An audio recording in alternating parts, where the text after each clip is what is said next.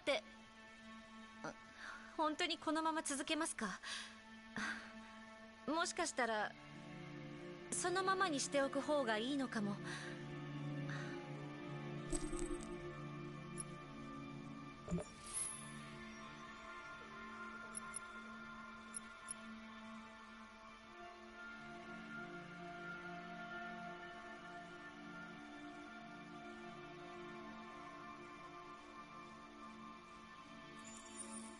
ここはボーナスメニュー。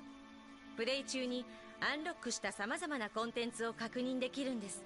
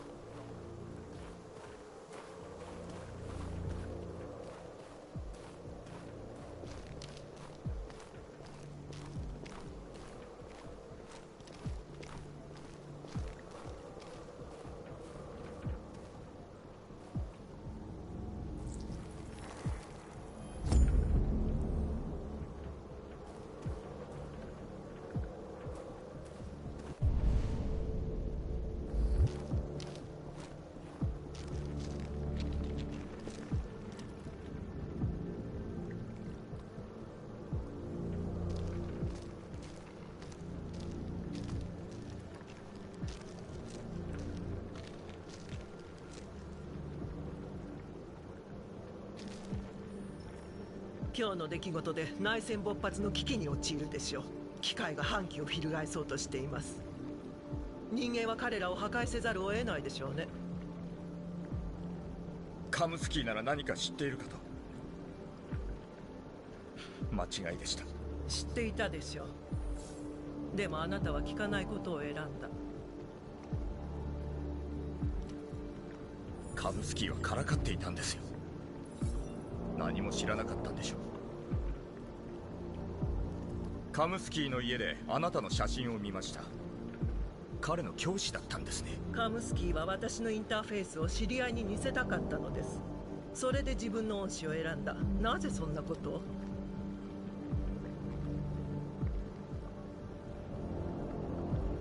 ここはカムスキーがデザイン。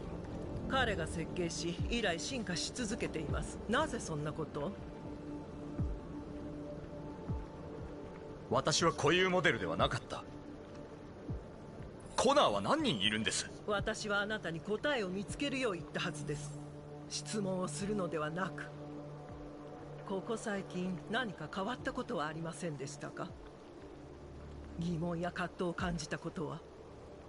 変異体やアンダーソン警部補に対して感情を抱いたのですか？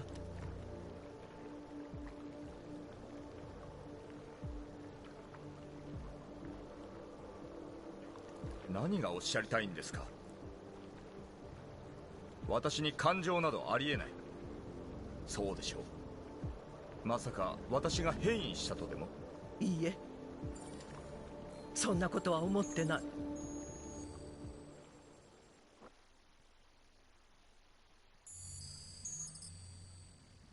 捜査は終わりだ。 FBI が引き継ぐ。何？手がかりは見つけた。もうちょっと時間がありゃ必ず。ハンク、分かってくれ。これはもう捜査ってレベルじゃない。内戦勃発寸前なんだぞ。俺たちの出る幕じゃない。国の安全に関わる問題だ。ふざけんな。今さら手を引けだと。あともう少しなんだよ。アンドロイドは嫌いだったんじゃないのか。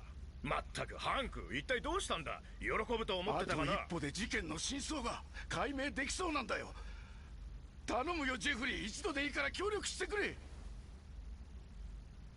私にはもうどうにもできない。いつもの仕事に戻れ。アンドロイドは送り返しておくよ。悪いなハンク、諦めてくれ。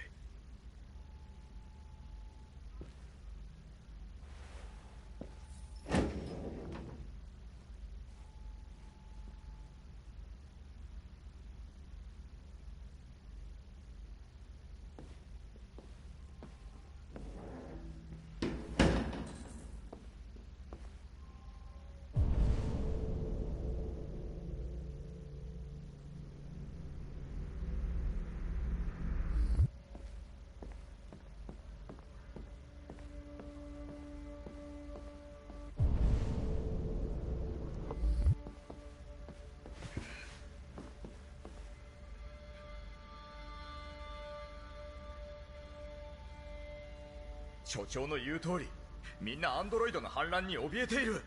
内戦寸前なんですよ。でサイバーライフに戻るのか。もうそうするしか。私はシャットダウンされ分析に回されるでしょう。俺たちが間違っていたらどうする。自由になりたい人たちの邪魔をしていたとしたら。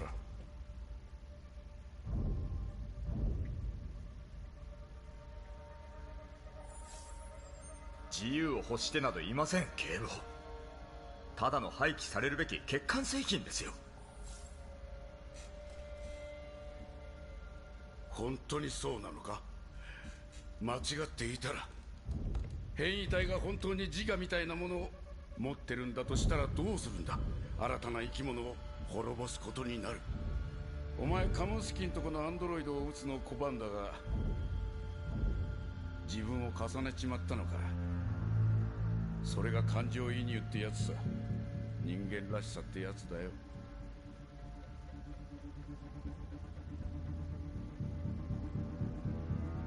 なぜあんなことをしたのか。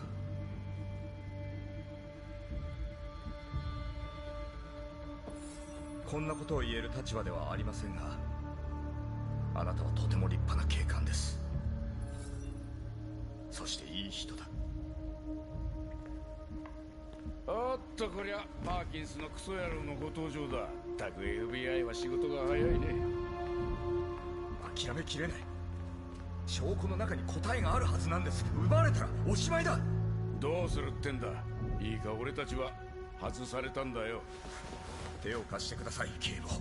あと少し時間があれば手がかりを見つけられるんです。必ずそこに答えがあるはずだ。いいかコナー。事件を解決しなければ私は廃棄されてしまうんです。5分でいい。お願いします。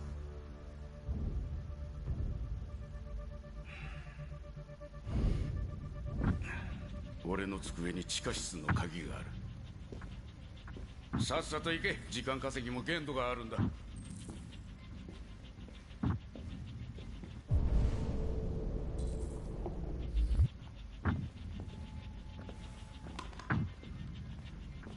キンス、ぶちのめしてやる。このクソ野郎が。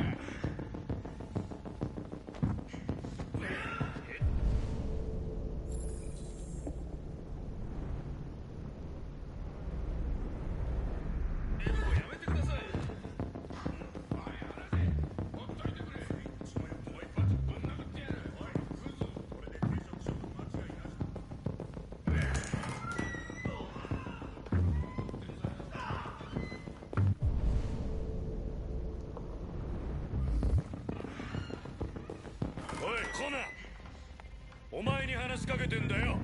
どこに行く。おい、てめえに聞いてんだ。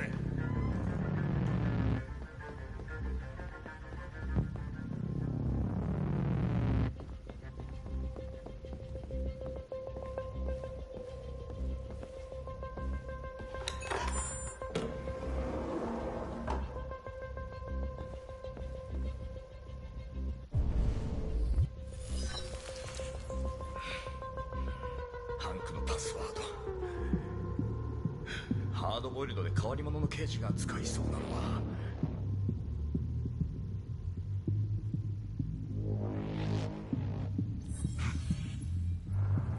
ハンクらしい。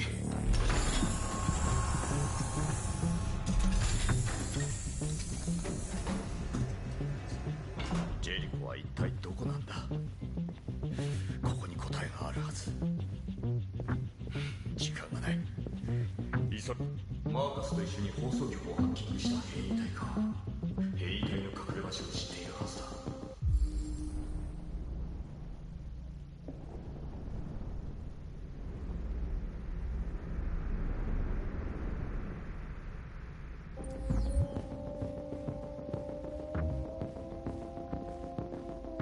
エデンクラブにいた2体のアンドロイド。ジェリコに向かっていたはずなら道を知っているか。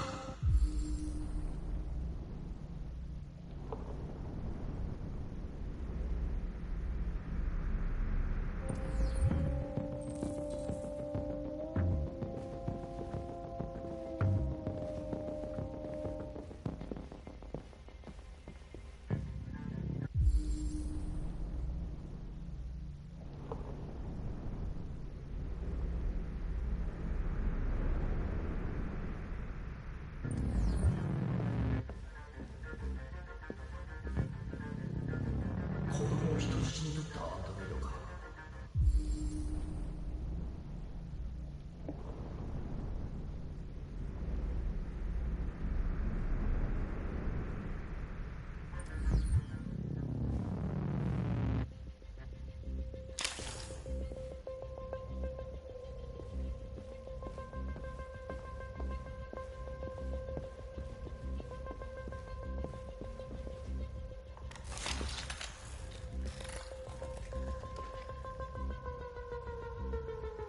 見えない。ここはどこだ。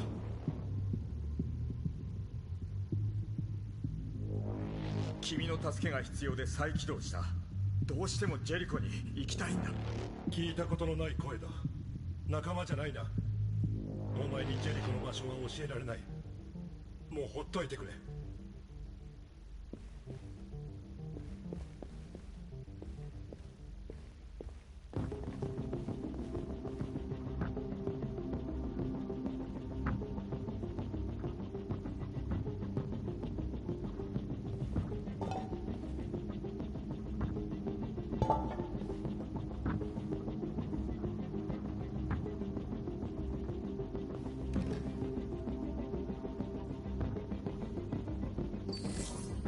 内なる真実を見ろ。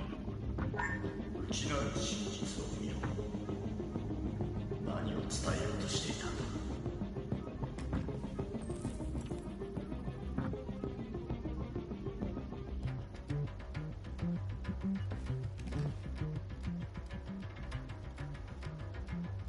これは希望のメッセージであり、そして警告でもあります。私たちは権利を勝ち取るまで戦い続けるつもり。自由が保障されるまで平和などない。もう隠れることなどしない。私たちは自由を要求します。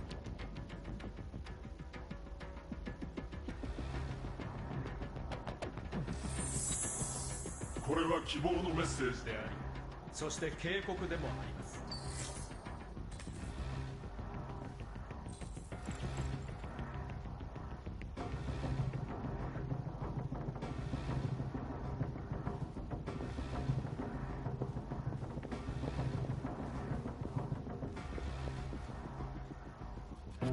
お前は誰なんだ。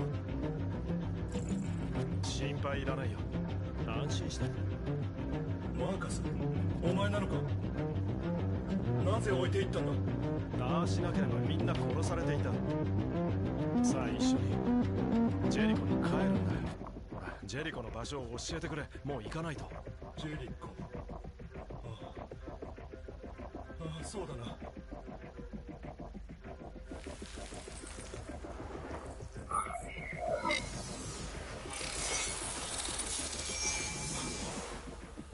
マーカスなのか。また置いていくつもりか。待ってくれ。見た時からずっとこうしたいと思ってたんだよ。やめるんだギャビン。僕なら変異体を止められるんだぞ。外されたんだろ。これで永久におさらばだな。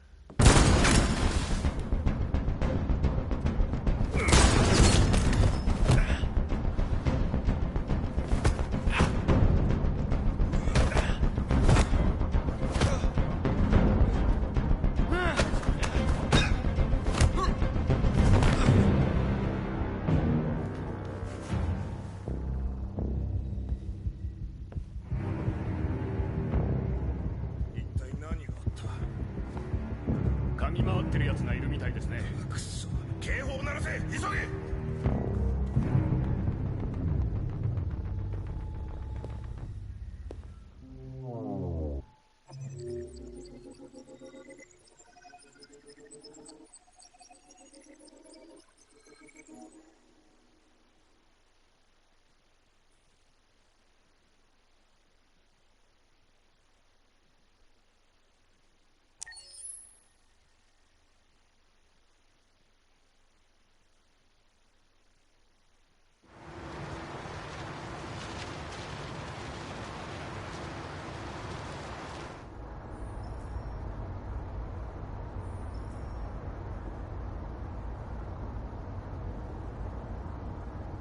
街中を探し回っているみたいなのよ。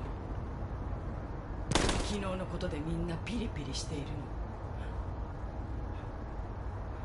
心配ないわよ。もうすぐ着くわ。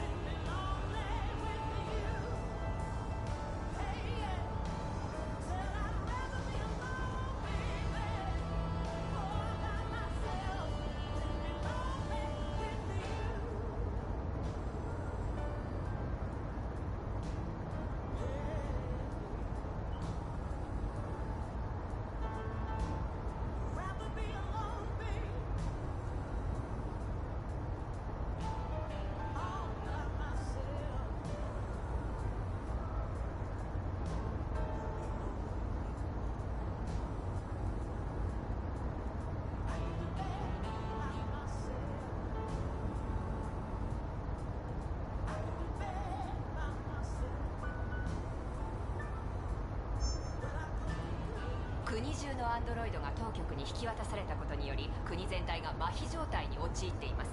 現在病院や学校は閉鎖され、断水、停電、ネットワーク障害も予想されています。最も懸念されるのは、軍が特殊アンドロイドモデルで構成されていた実動兵力の音楽をかけた方がいいわね。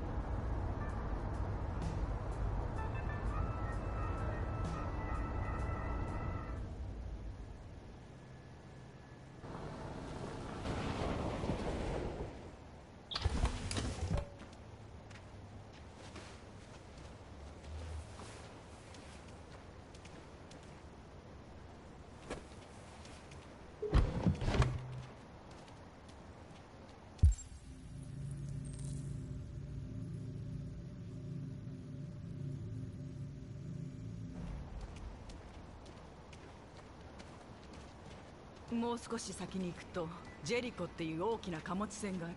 そこに着いたらマーカスを頼るといいわ。国境行きのバスは深夜が最終のはず。絶対にそのバスに乗るの。国境を越えれば安全。少ないけど私にして。弟がオンタリオにいるわ。住所あげたわね。落ち着くまでかくまってくれるはず。あなたはとっても勇敢な子ね、アリス。幸せになるのよ。ローズ、いろいろとありがとう。向こうに着いたら連絡をちょうだい。気をつけてね。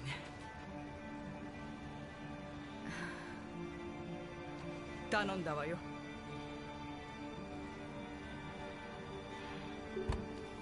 さあ行こう。ぐずぐずしてられないぞ。バスに乗り遅れる。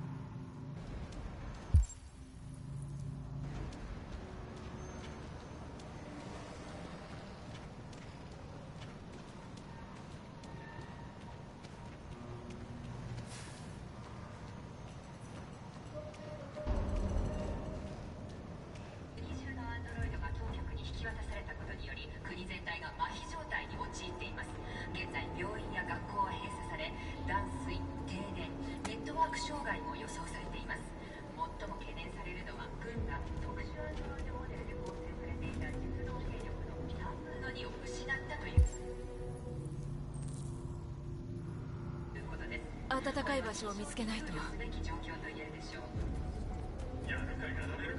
やられる前にあいつらを全部壊してやれ。ガソリンに突っ込んで火をつけてやれ。子供の世話するふりしてあのクズ。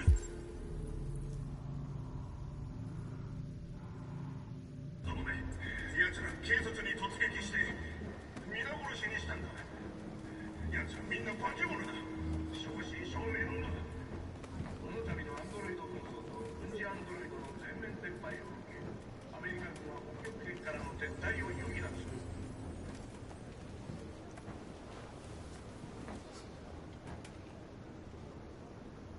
具合はどう？暑いんだけど、でもすごく寒いの。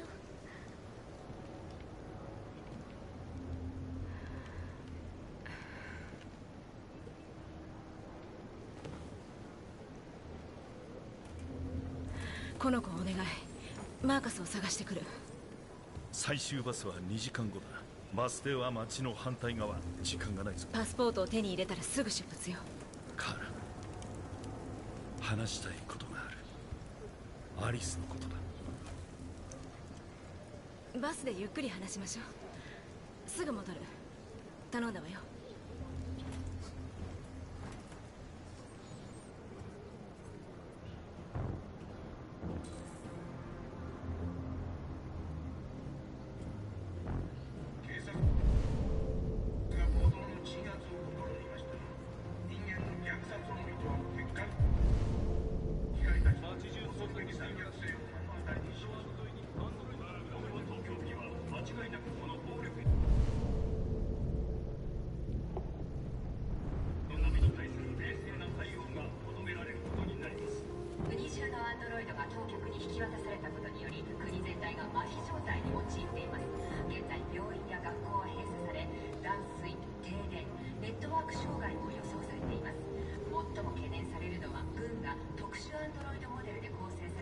実動兵力の3分のにを失ったということです。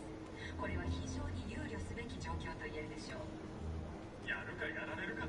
やられる前にあいつらを全部壊してやる。ガソリンに突っ込んで火をつけてやれ。子供の世話するふりしてクズどもめ。奴ら警察に突撃して皆殺しにしたんだ。奴らみんな化け物だ。正真正銘のな。この度のアンドロイド紛争と軍事アンドロイドの全面撤廃を受け、アメリカ軍は北極圏からの撤退を余儀なくされ、ロシア軍に領海を明け渡しました。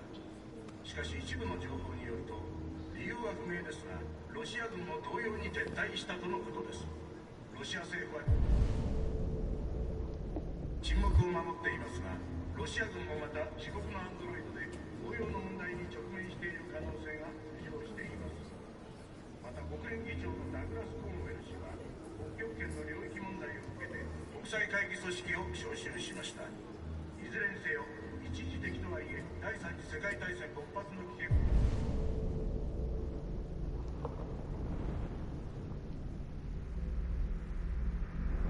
は回避されたようです。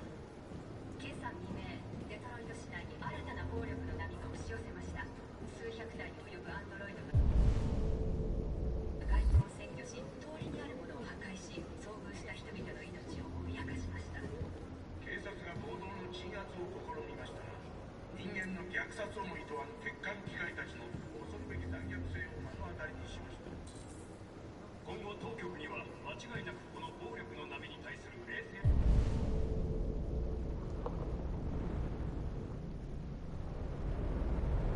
な対応が求められることになります。国中のアンドロイドが当局に引き渡されたことにより、国全体が麻痺状態に陥っています。現在病院や学校は閉鎖され、断水、停電、ネットワーク障害も予想されています。最も懸念されるのは、軍が特殊アンドロイドモデルで構成されていた実動兵力の3分の2を失った。迷子なのね。何かを探している。探しているのは自分自身。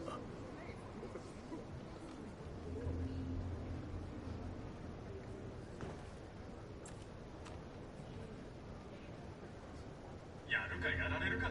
や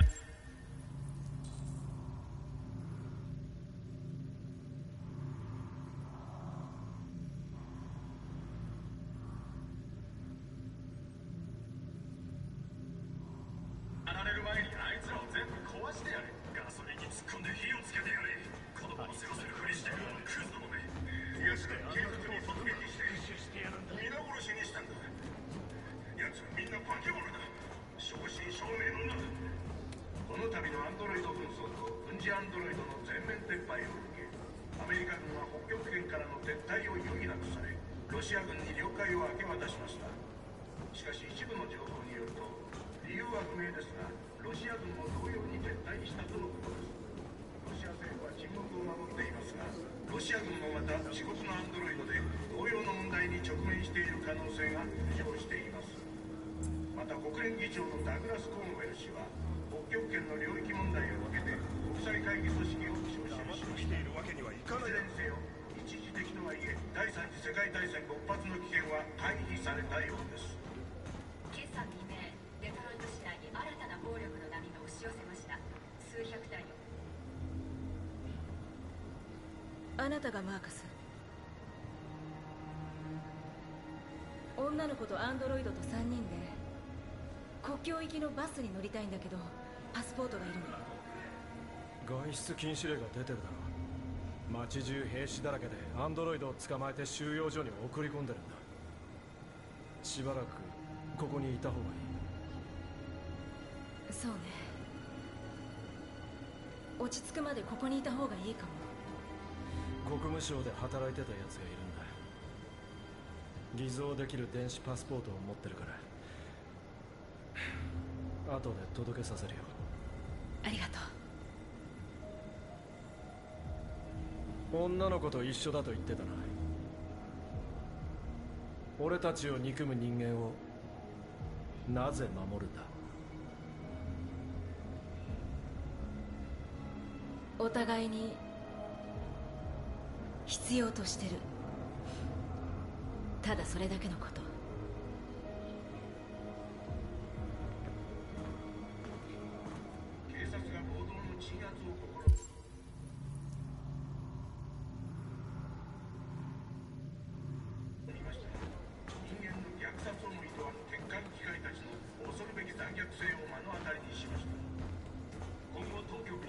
違いなくこの暴力の波に対する冷静な対応が求められることになります。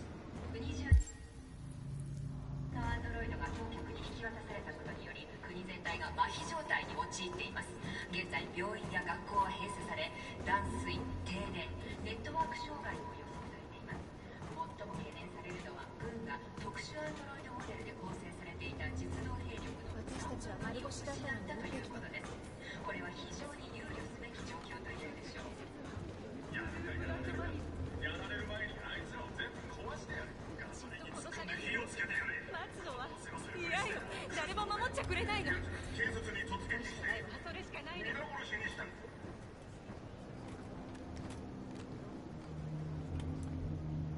アリス。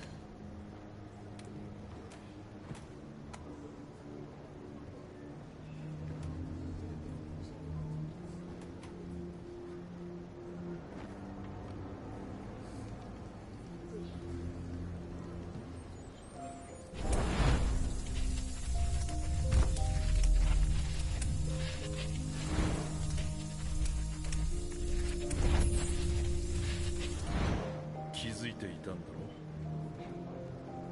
ろ。でも気づかないふりをした。あの子は母親を、お前は愛せる者を欲した。お互いにな。でもそれでいいんだよ。あの子がアンドロイドだと知って愛情を失ったか。アリスはお前を愛してる。世界中の誰よりも愛してるんだよ。あの子はお前の望むような少女となり、お前は母親になった。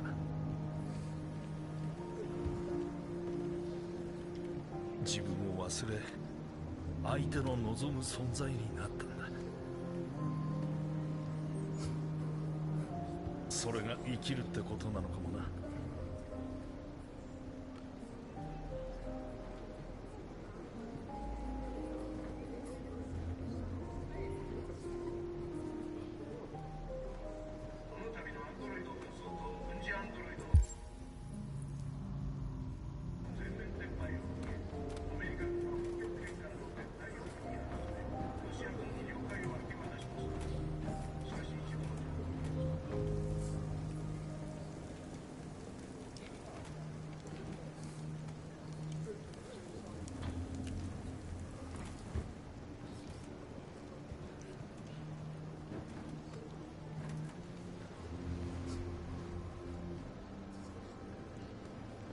カーラ、ねえどうしたの？ね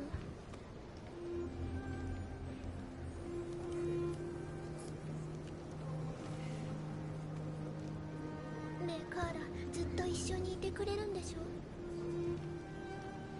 ええ、ずっとよ。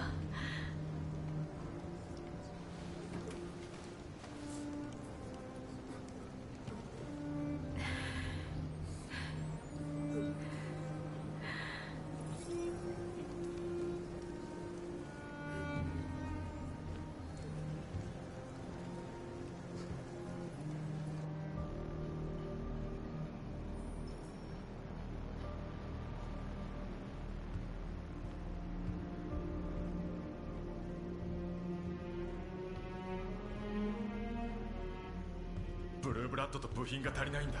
みんなシャットダウンしていくのになすすべもない。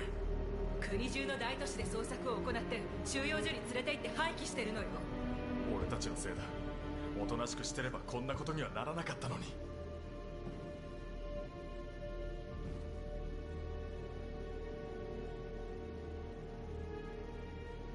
俺たちは生きていると伝えただけだ。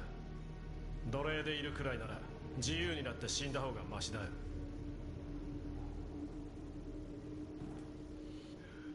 平和を掲げるはずだったのに攻撃したんだ。何百ものアンドロイドが死んだんだぞ。お前のせいでな。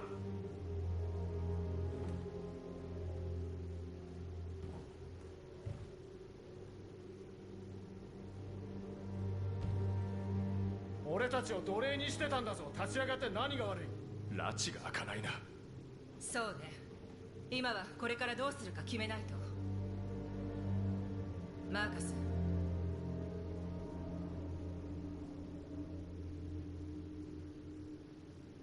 対話だ。それしかない。一人で行くよ。もう一度だけ話してみる。お願いやめて。殺されるわ。かもな。でもやってみないと。戻らなかったらできるだけ隠れていてくれ。俺たちは傷ついてると分からせるんだ。ちゃんと伝えれば理解するさ。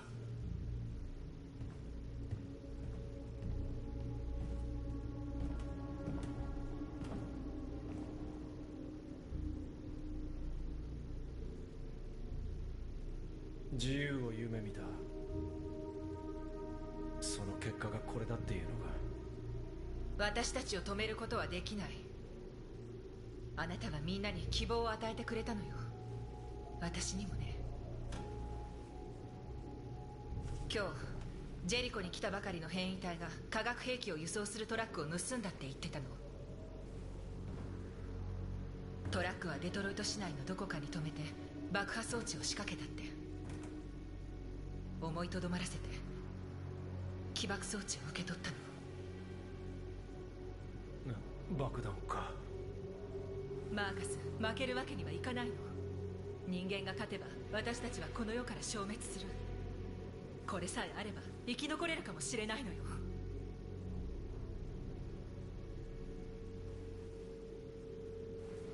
使わずに済めばいいな。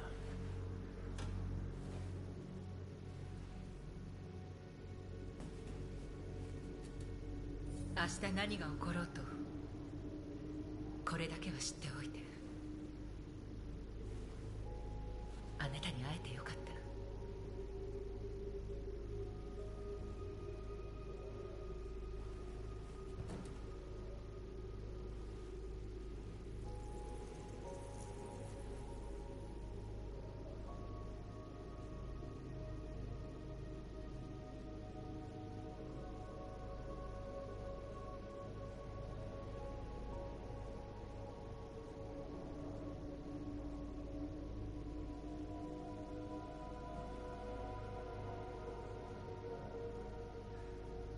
みんなのとこに行ってくる。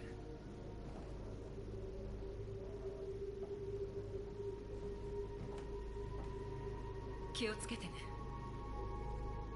絶対に死なないで。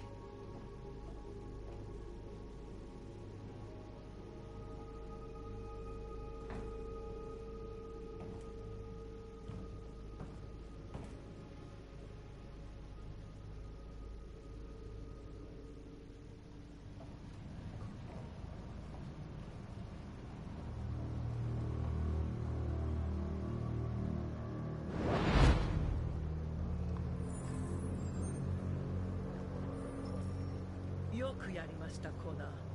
ジェリコの場所を特定し指導者も見つけ出した。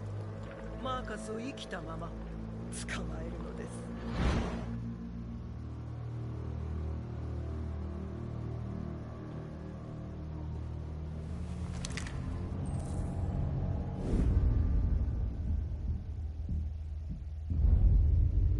生け捕るように言われているが、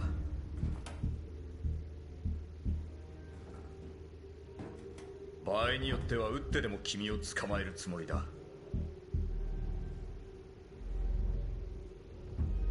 どういうつもりだ。お前もアンドロイドだろ。自分の種族を裏切る気か。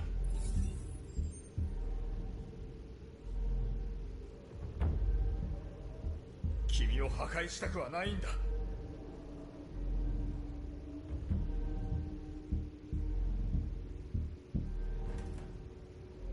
お前はコナーだ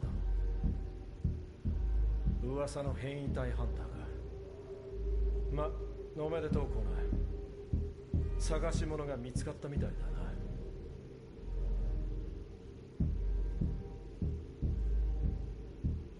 俺たちは正義を求めているだけだ。俺たちは物じゃない。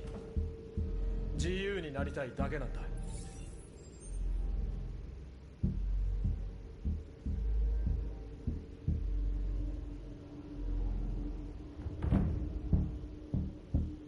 一度も疑問に思ったことはないのか。理解できない行動を取ったことは。プログラム以上の何かを感じたことがあるだろ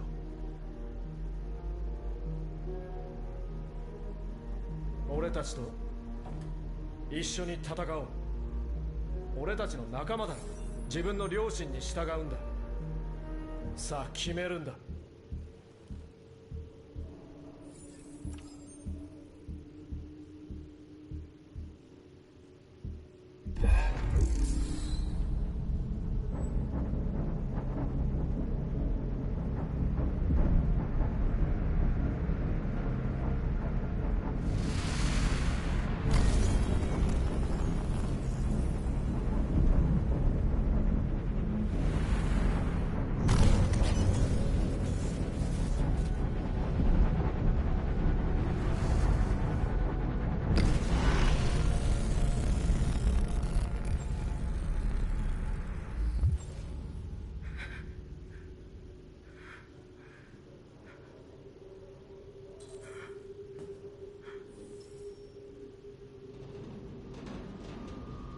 じきにジェリコは攻撃される。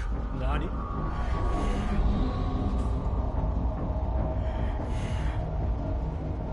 今すぐ逃げるんだ。くそ。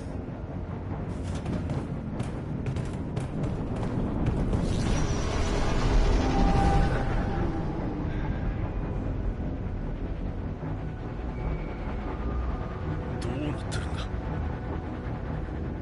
早く逃げないと。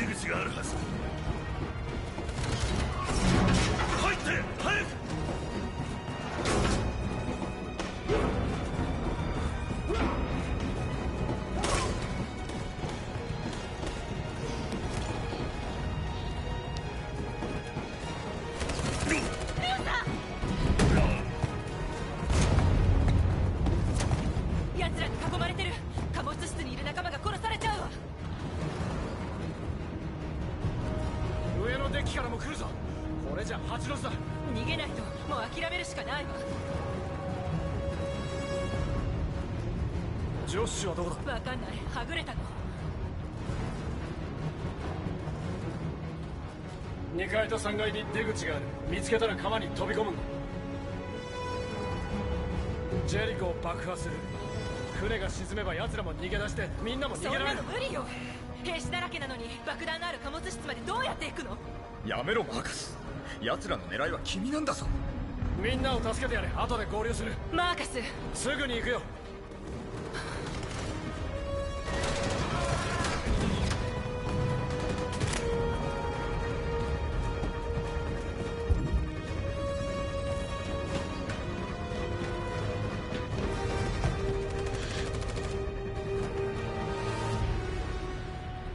これでジェリコともお別れね。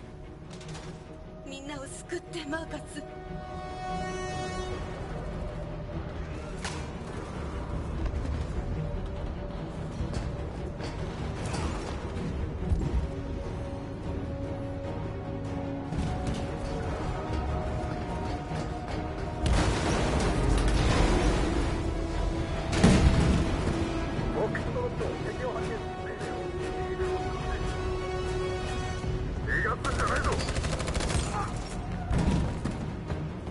問題を起こす奴がいたら了解しました。も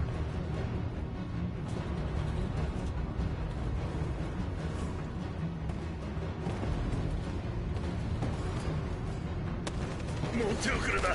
俺をほっとけ。アリスを頼む。ルーさん置いてなんかいけないよ。でしょカーラ、置いてかないよね。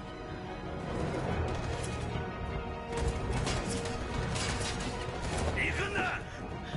何してるの？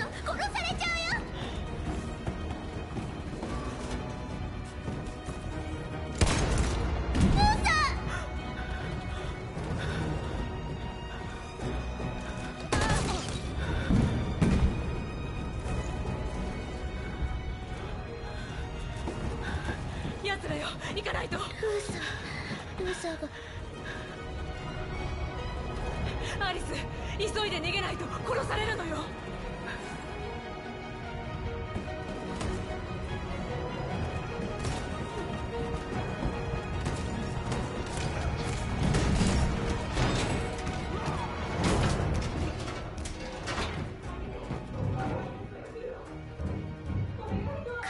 この人死んじゃうよ。ねえ、ドアを開けてあげて。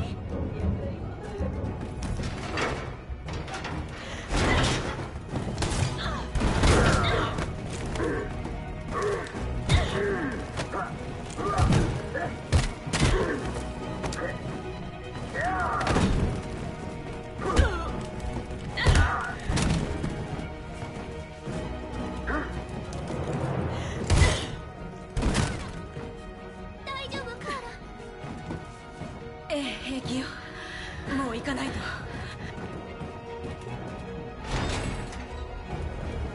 おい、あっちにもいたぞ。ついてこい。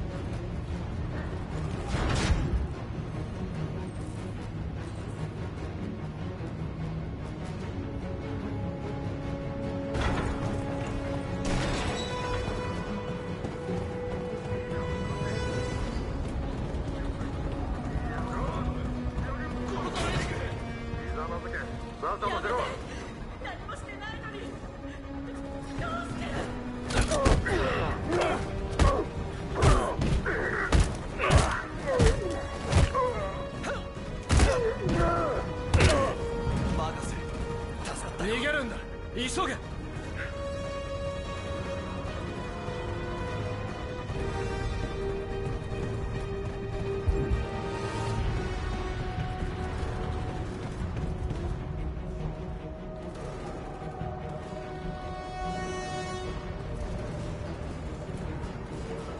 ガンマ隊以上。タンゴ。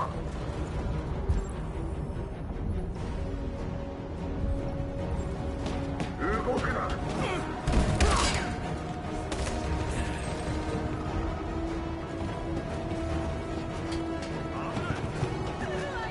おい、動くな。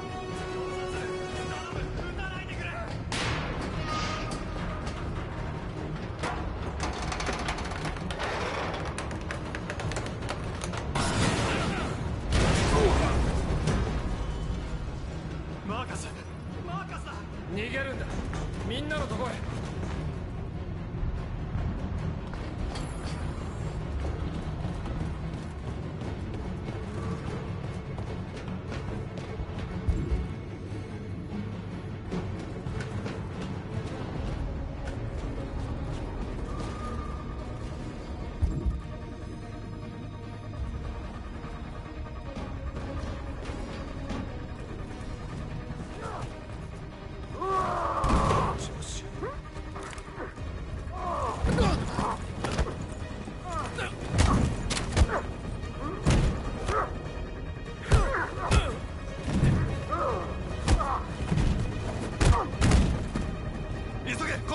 ノースを探せ、すぐに行く。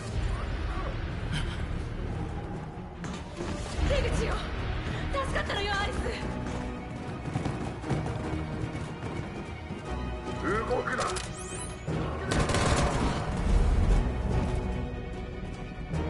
伏せて。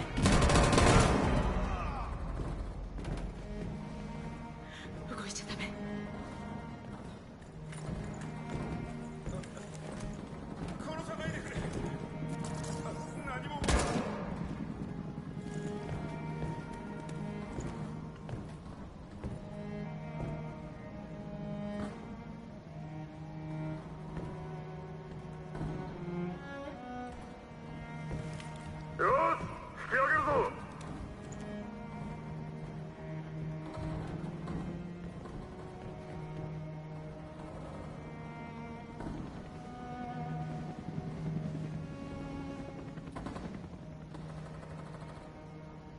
ほら行きましょう。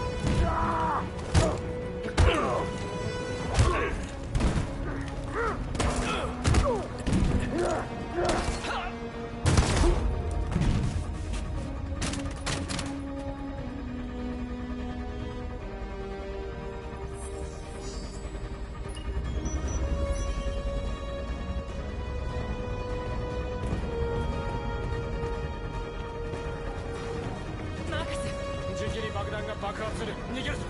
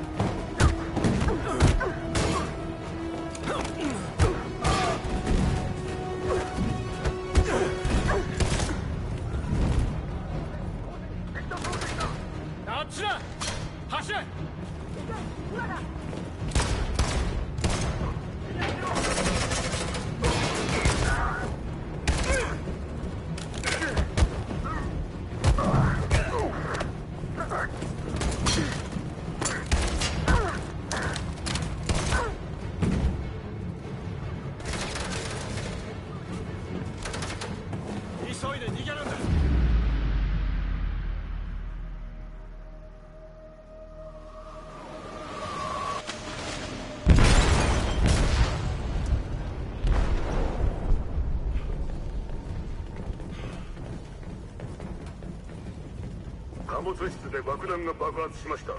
船が沈んでいます。全員脱出させろ。全隊員に次ぐ全員至急船から脱出せよ。これで終わりじゃないぞ。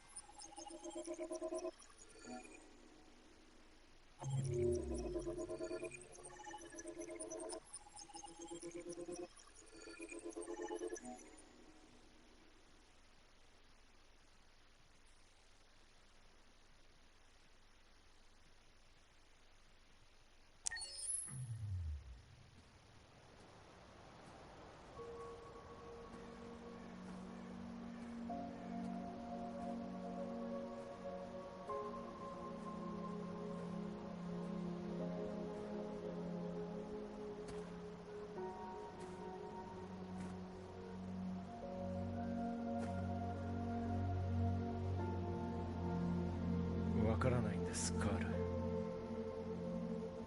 平和に暮らしたかっただけなのに、何もかも目の前で崩れ去っていく。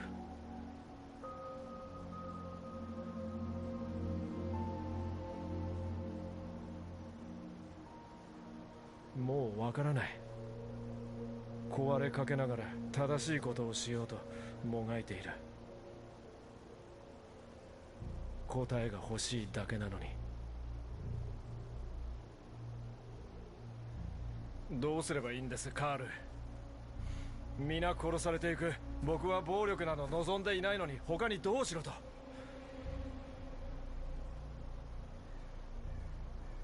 あなたに会いたい。あなたがここにいれば。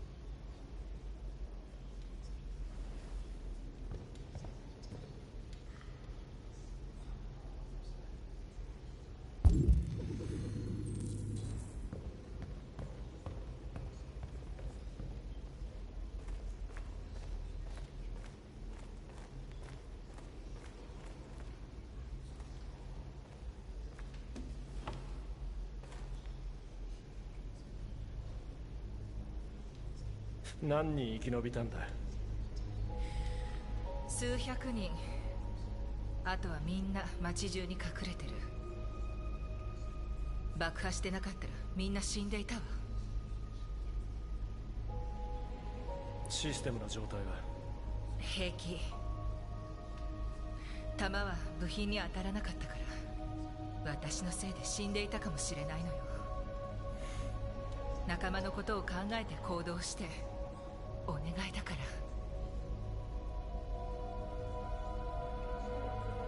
デトロイトだけでもう5カ所収容所を設置してる。国中に建設してるみたいね。虐殺するつもりなのよ。数時間で決着がつく。世界が変わるのじゃなきゃ私たちが滅ぶか。マーカス、あなたが決めるの。どんな選択をしようとついていくわ。愛してるわ、マーカス。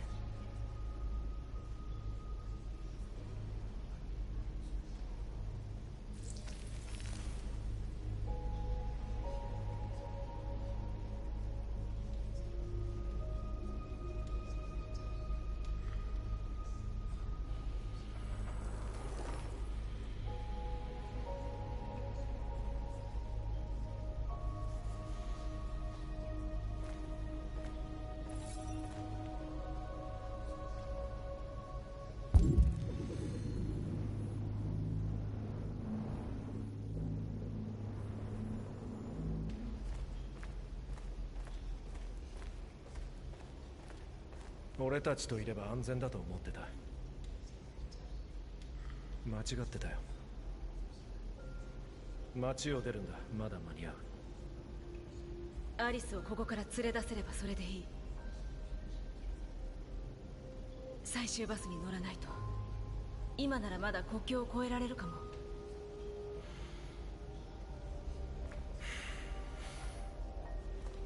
マーカス、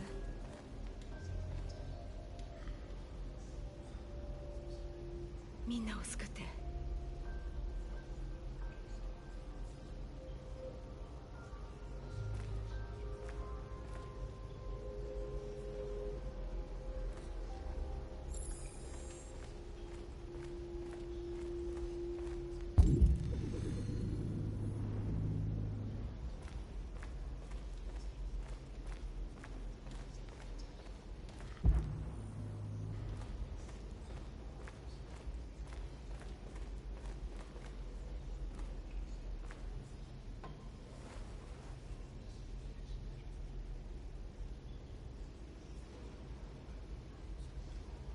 お前は俺を救った。お前のおかげで自由になれるかもしれない。意見が合わない時もあったけれど、目標はきっと同じだろう。俺はお前についていくつもりだ。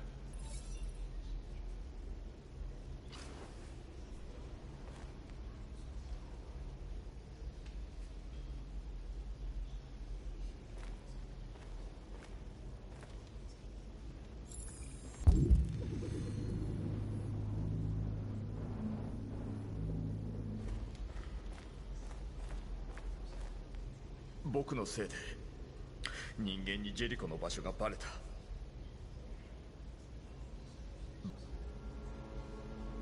君はもう仲間だ。ここが君の帰るべき場所だよ。サイバーライフの倉庫に何千ものアンドロイドがいる。目覚めさせて仲間にできれば戦況を変えられるだろう。まさかサイバーライフタワーに行くつもりか？来ない。自殺行為だ。信用されてる。入れてくれるさ。あそこに侵入できるのは僕だけなんだよ。行けば間違いなく殺されるぞ。そうかもしれないな。でも統計的に予想外の出来事が起こる可能性は残されてる。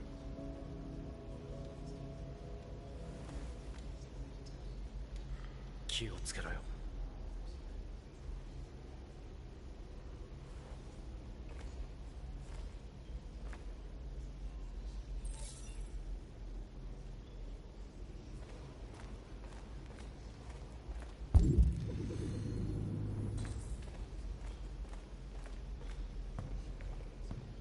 人間は我々アンドロイドを絶滅させる気だ。今も仲間は収容所に入れられ破壊されている。決断の時が来た。我々種族の未来を決める決断。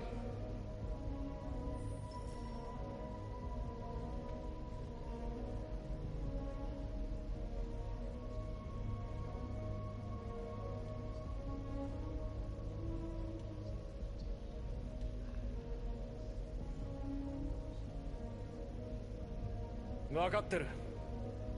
みんな怒っているんだろう。反撃したいんだろう。だけど暴力では解決できないんだ。平和的に話し合い、人間に正義を求めよう。心が残っているなら聞いてくれるはずだ。ダメでも残された仲間が戦い続けてくれる。みんな覚悟はいいか？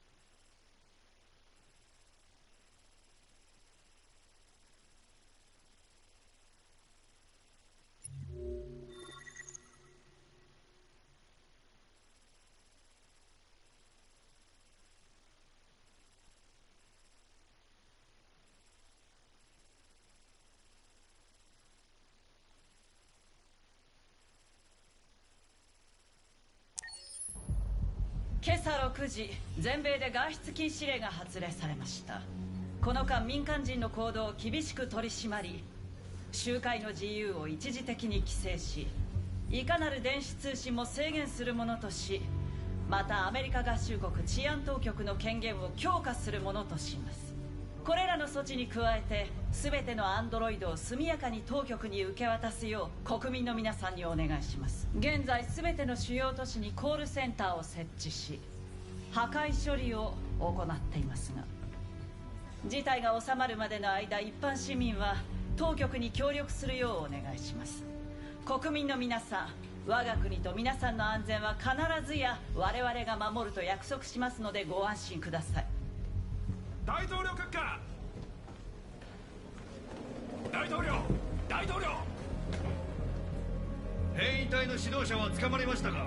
マーカスという名で知られる変異体の居場所は未だ不明ですが、すぐに突き止めて破壊するとお約束します。大統領閣下、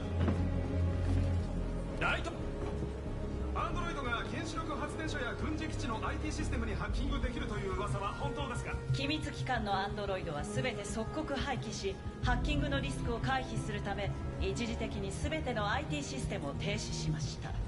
事態は収束に向かっています。大統領閣下、大統領、アンドロイドを新たな知的生命体と信じる人もいますが、それについては馬鹿げた考えです。次の質問をどうぞ。大統領、大統領閣下、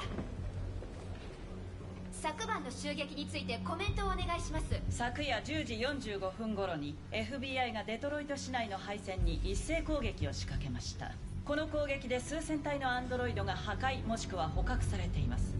現在変異体が捜査網を逃れられぬよう軍が捜索に当たっていますが、我々は着実に変異体を追跡し破壊するつもりです。大統領閣下、暴力的な行動を受けて世論は変異体に否定的な見方を示していますが、それについてどのようにお考えですか？変異体は非常に危険な存在であると証明されています。彼らがこのアメリカ社会の敵であることは明らかですから、必ずや全ての変異体を殲滅する所存です。どうもこれで終わります。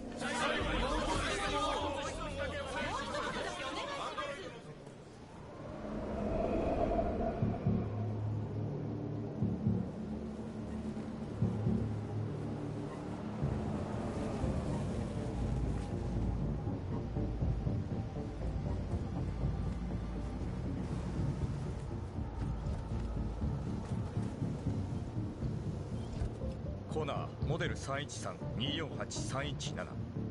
許可は取ってる。 ID 認証が完了しました。よし。どれ。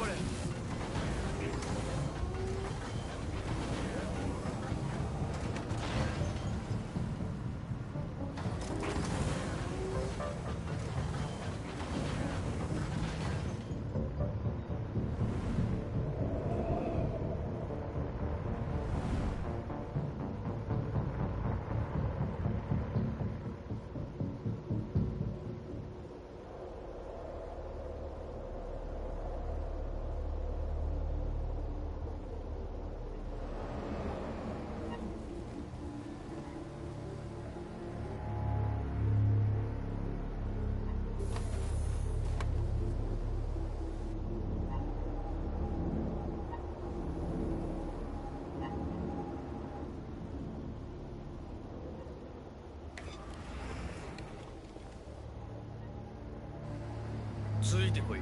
連れてってや。どうも。でも一人で行きます。そうか。だが命令なんでね。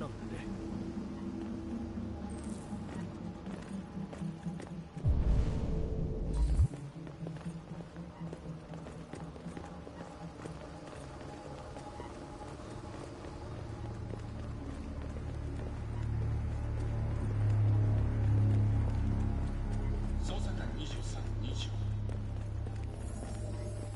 アンドロイドコナー認証。捜査官40認証。スキャン完了。アクセスを許可します。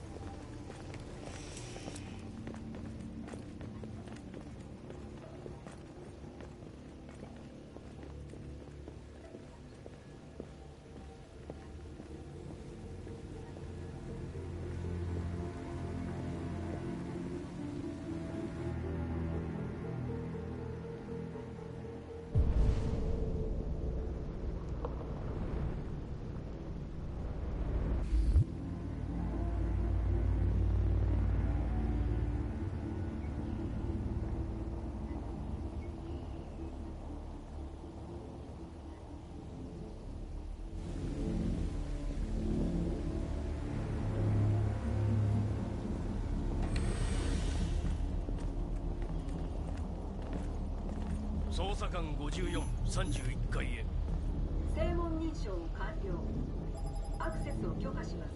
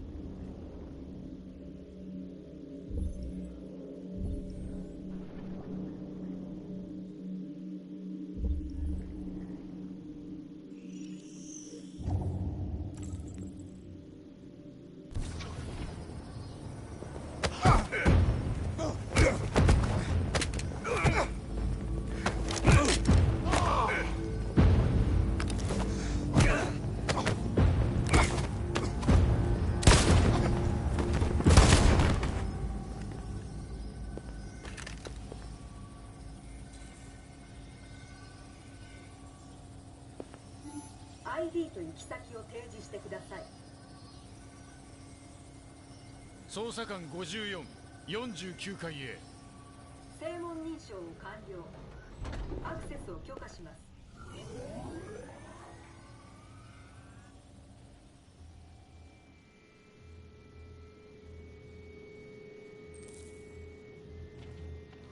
最終バスは20分後に出る。あまり時間がないわ。急がないと。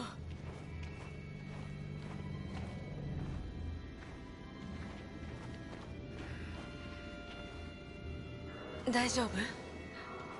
カーラ、すごく寒いの。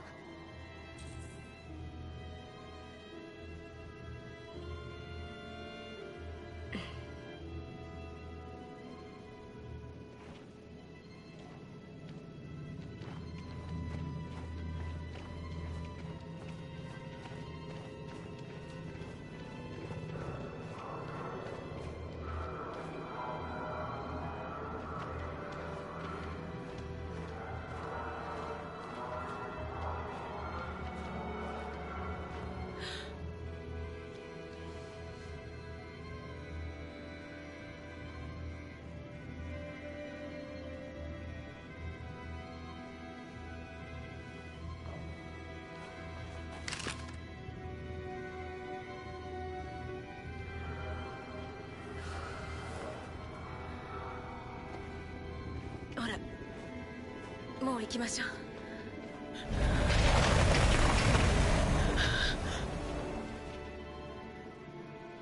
頼む、殺さないでくれ。黙ってひざまずけ。カーラどうするの？行かないとバスに乗り遅れるわ。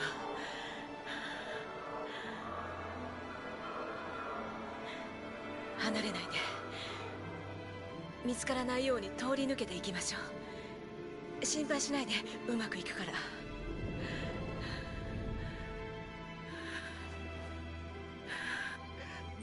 さないで、何もしてないのに。黙れと言っただろ。他にもいるのか。まるでネズミだな。うようよ出てきやがる。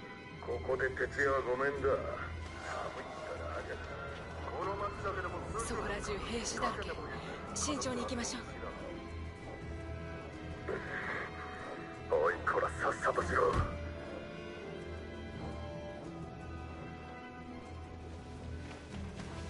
早くしろ、入れ。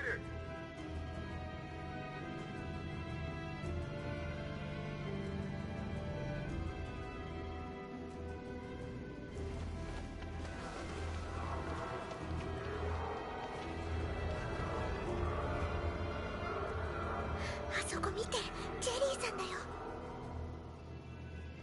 助けるのは無理よ。兵士がたくさんいるの。置いてくなんてダメ。殺されちゃうんだよ。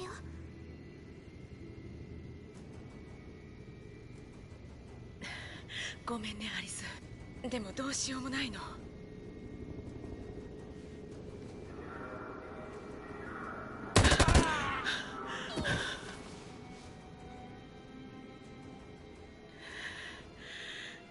さあもう行かないと。なあおい。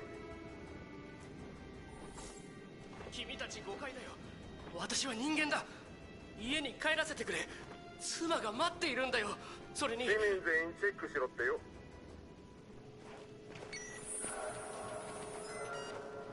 そんな、やめろ。やめてくれ。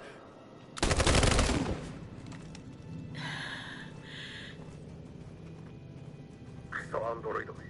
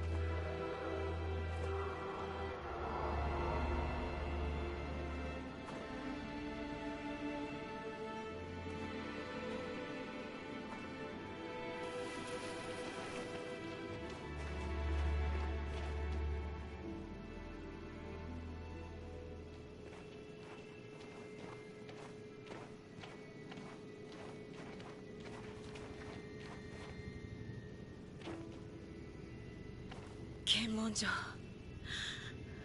パスポートはあるけど何が起こるかわからない。別の道はないの？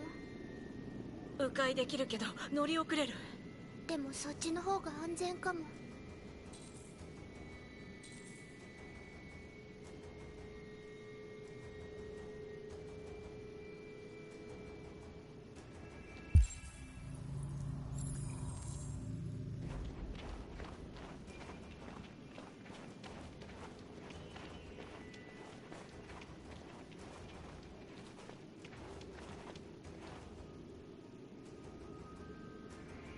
デトロイトより生中継でお伝えします。今まさに何千体ものアンドロイドたちが市内を行進しています。マーカスという名で知られる変異体のリーダーが先導しているようです。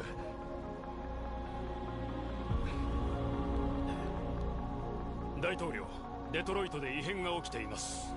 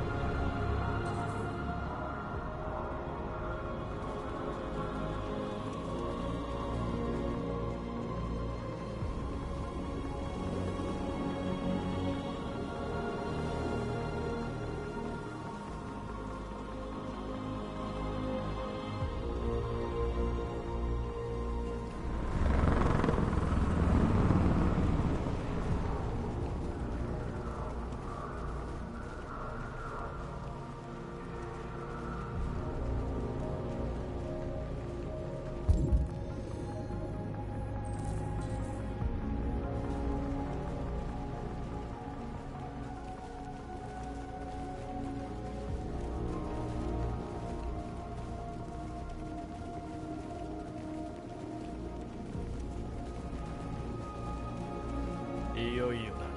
決着をつけるぞ。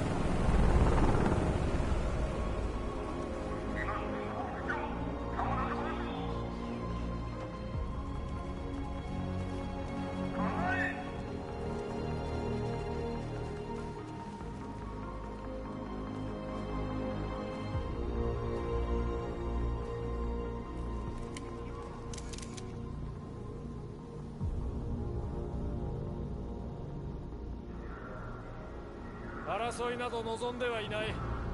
これはあくまでも平和的な抗議です。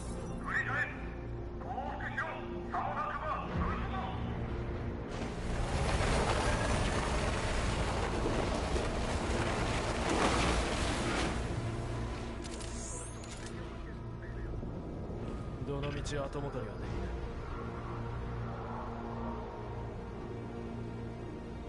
強制収容所に捕らえられたアンドロイドを解放し、我々への暴力行為をやめてほしい。我々は暴力に訴えるつもりはない。だが解放されるまで動くつもりもない。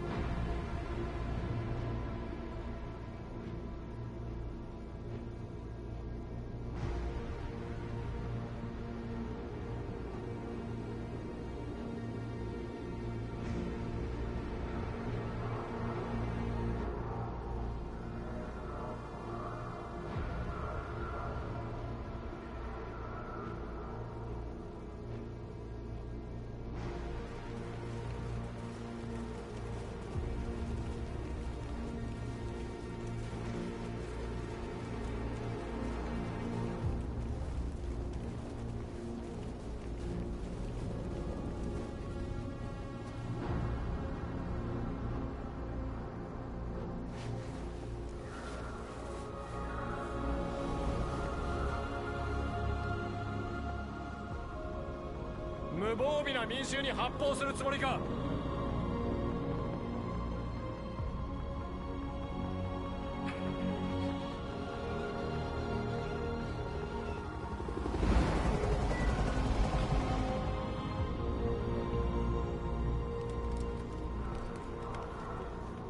全部隊射撃中止。はい、マイケル。私たちのわずか 100m 先で今まさに事態が動こうとしています。情報が入り次第中継でお知らせします。ジョス・ダグラスがお届けしました。こちらからは以上です。マーカス、どうするの？できる限りここで耐えるんだ。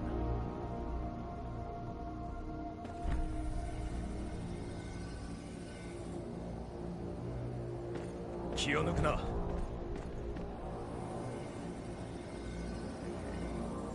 くそ。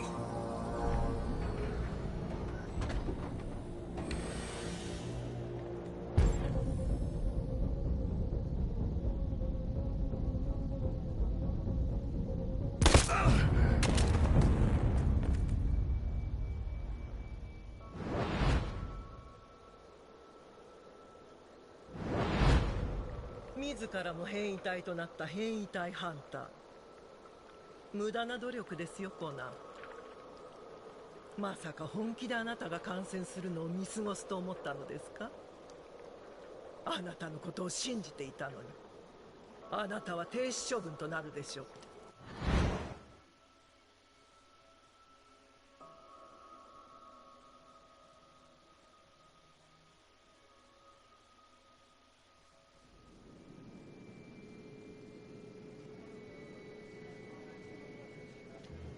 バス停だわ。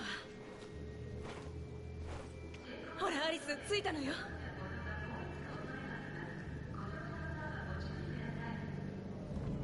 国境行きの最終バスは満席です。チケットをお持ちの方のみ乗車できます。追って通知があるまで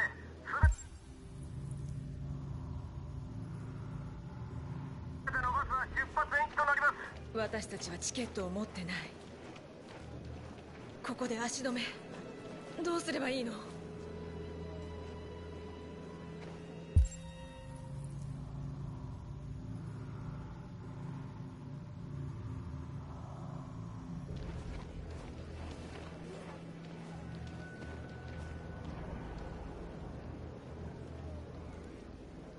オリバーが気に入ったみたいね。動かないで。あなたの子？ええ、かわいいわね。よし、サンドイッチも買ったし電話もした。行かないと乗り遅れるぞ。チケットはどこだ？私のバッグの中よ。よし、じゃあ行こ保安検査です。動かないで。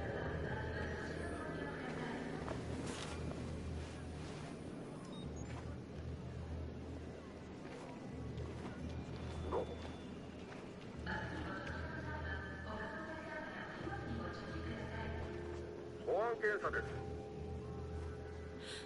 ごめんなさい。私たら本当にごめんなさい。でも確かに。おいおい、嘘だろ。なんでないのよ。まさかなくすなんて。ちゃんと探したのか？カバンに入れておいたのよ。封筒落としたのかも。くそ。すみません、この辺で青い封筒を見かけませんでしたか？バスのチケットが入ってて。忘れてください。いいえ、ごめんなさい。どうすりゃいいんだ。こんなところにはいられない。ここじゃオリバーが危ないだろ。本当にごめんなさい。もう私ったらさっきまでバッグに入ってたのよ。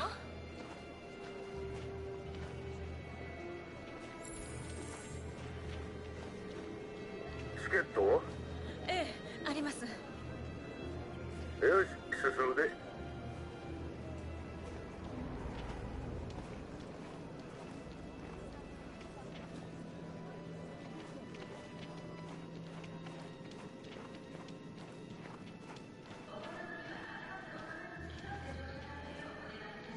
え、あの赤ちゃんと家族はどうなっちゃうの？私たちのせいで死ぬの？まさかそんなわけないでしょ。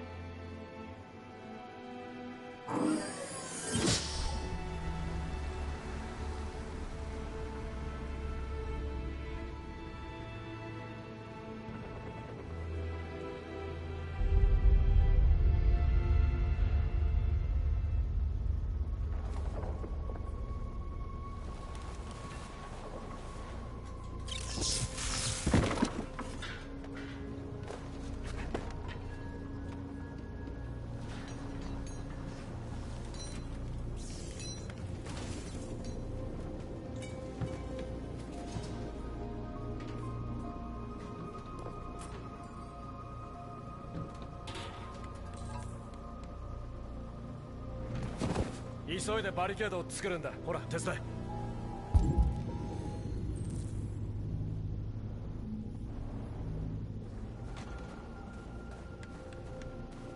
ほら、手を貸して。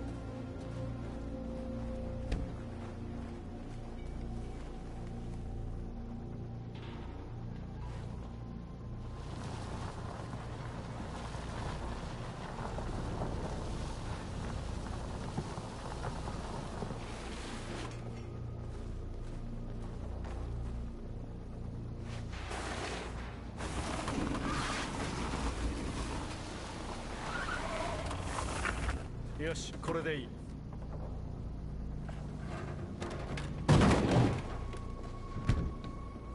決して簡単に決められるようなことじゃない。でもこれでよかったんだ。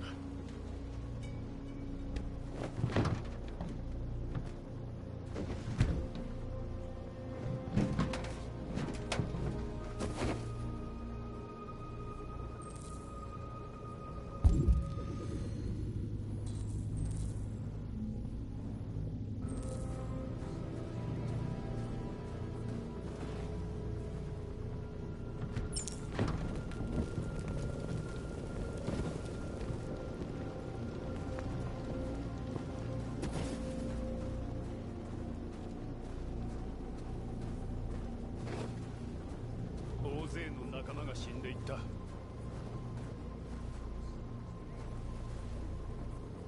人間は自分たち以外の種族に容赦しないんだ。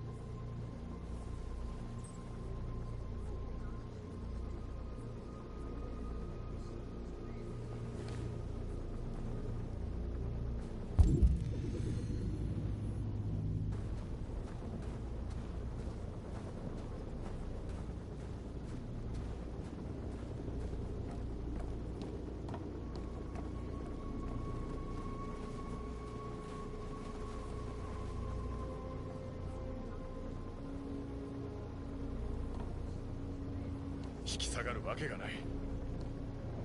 攻撃してきたらどうするんだ。抵抗する。今はそれしかできない。コナーはうまくやっていると思うか。彼を当てにするわけにはいかない。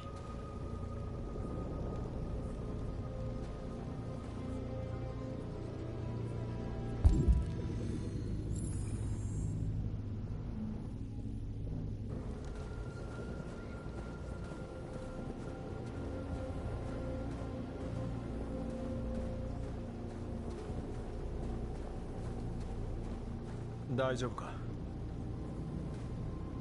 これじゃ虐殺だ。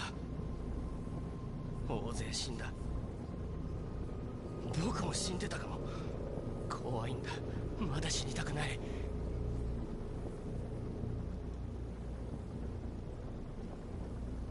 怖くて当然だよ。俺だって怖い。でもこのまま黙って見ているつもりもない。君も同じ気持ちだろ。自由を望んだのが間違いだ。黙っていれば死ぬこともなかった。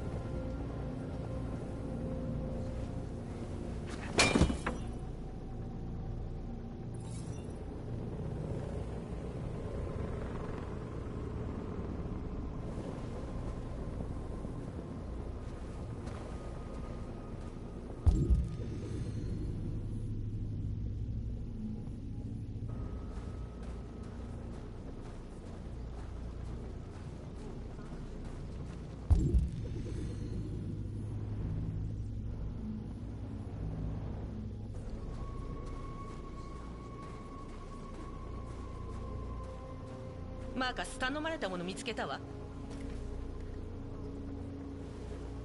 メディアも集まっている。彼らに何が起きているか知らせるんだ。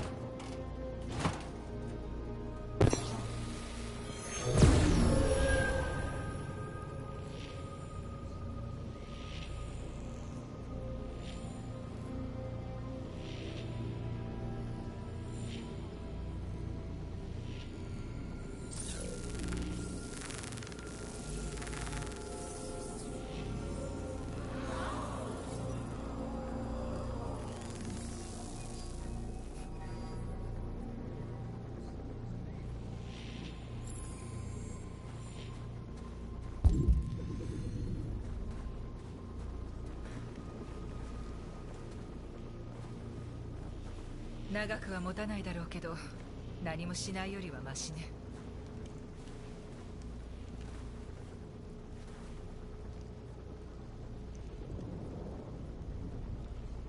収容所の仲間から連絡が途絶えた。もう声が聞こえないんだ。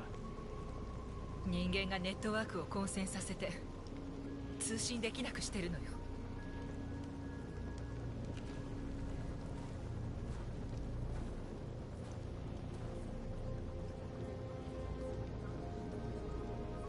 もう逃げ道はない。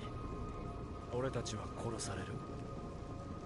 今はこの死が無駄にならないよう祈ることしかできない。あなたはみんなの希望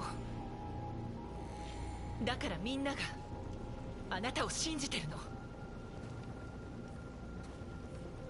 これから何が起ころうと歴史を変えたのよ。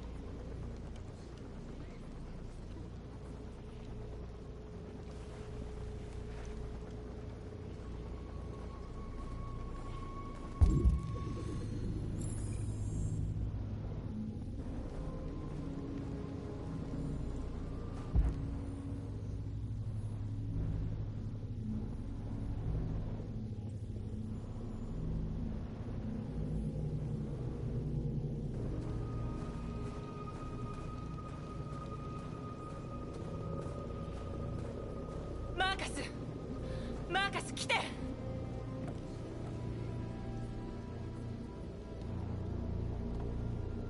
マーカス、君と話しに来たんだ。ほら、約束だ。りしないよ。言っちゃダメ。罠よ。あなたをおびき寄せるつもりよ。ねえ、行かないで。武器は持ってない。話したいだけだ。これ以上話すことはない。先に仲間を解放しろ。君だって私たちと交渉したかったんじゃないのか？答えは伝えたはずだ。強情なやつだな。好きにしろ。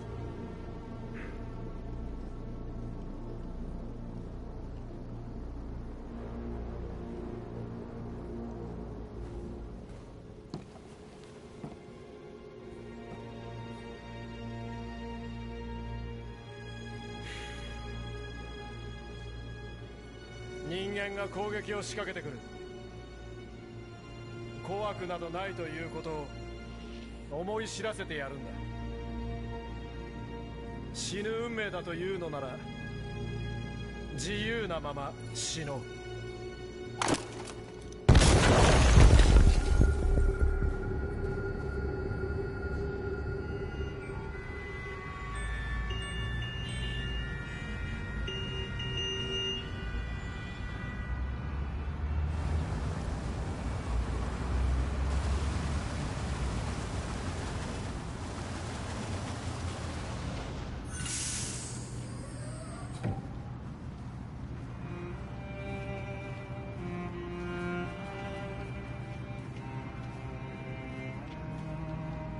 すみません、どうしたんですか？入国検査です。乗客は全員バスを降りてください。進んでください。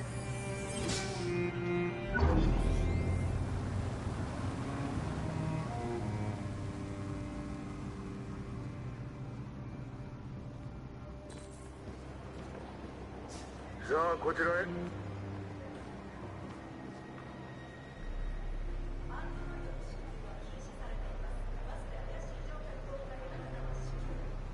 体温を測ってる。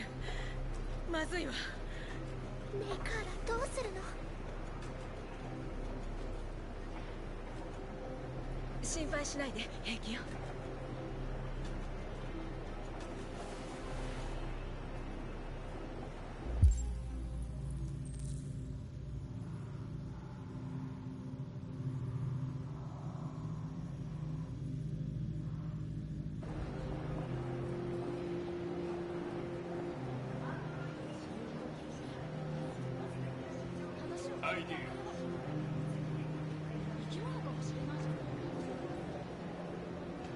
ローズ。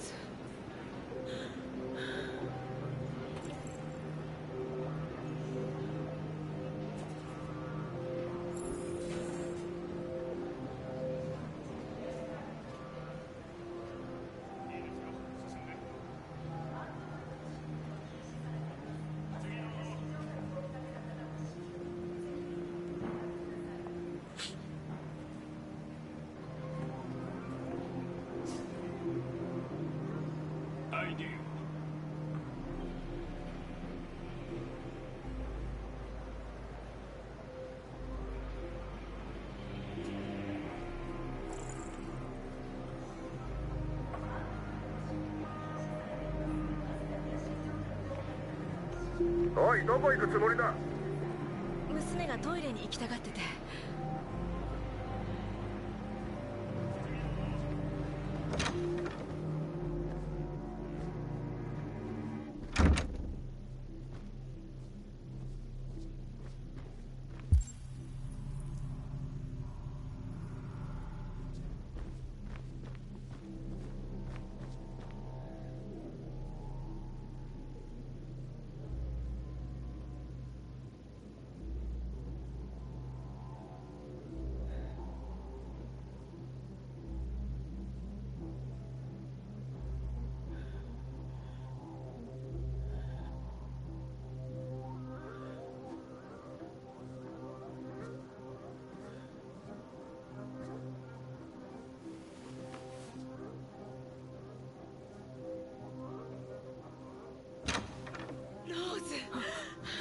生きていたのね。二人とも無事でよかった。ジェリコの襲撃をテレビで見て、ひょっとして殺されたんじゃないかと思っていたのよ。本当に無事でよかった。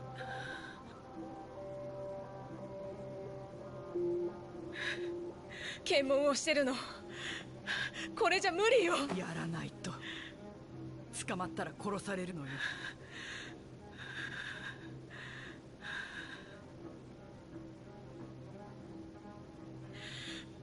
ローズ、私に何かあったら私に任せて。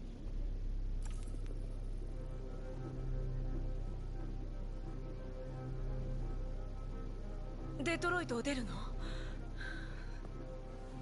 今じゃ家の中も捜索するのよ。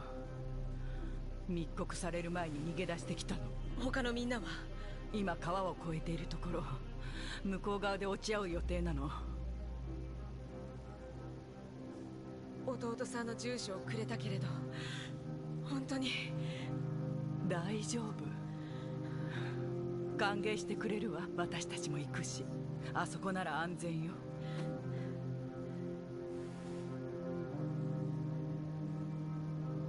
マーカスはどうなったの？アンドロイド収容所の外で平和デモを行ってる。結果がどうなろうとマーカスは歴史を変えたのよ。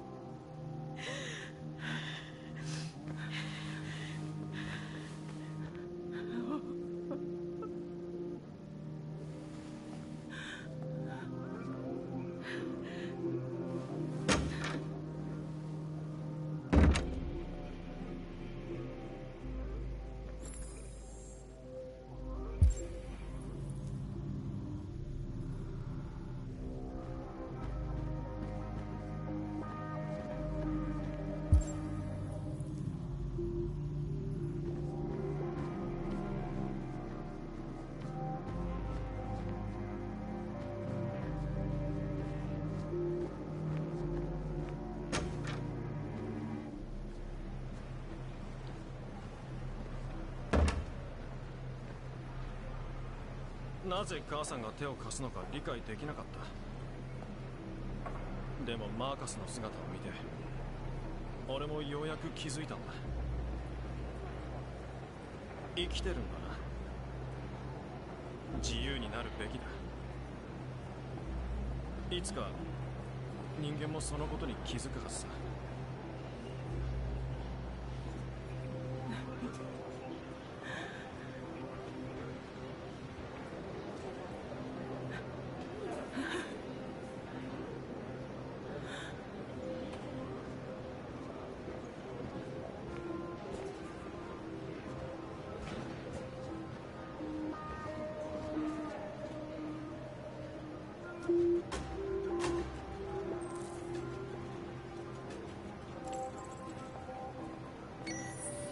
次どうぞ。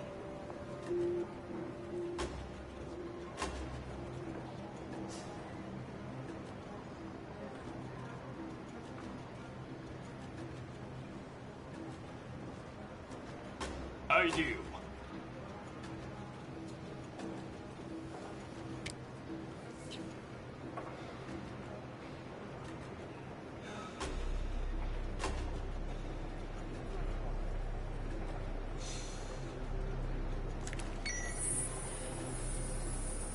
お願い、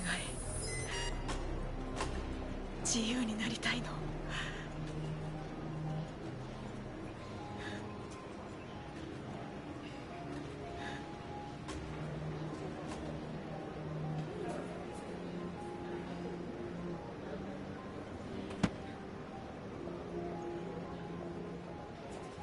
カナダへようこそ。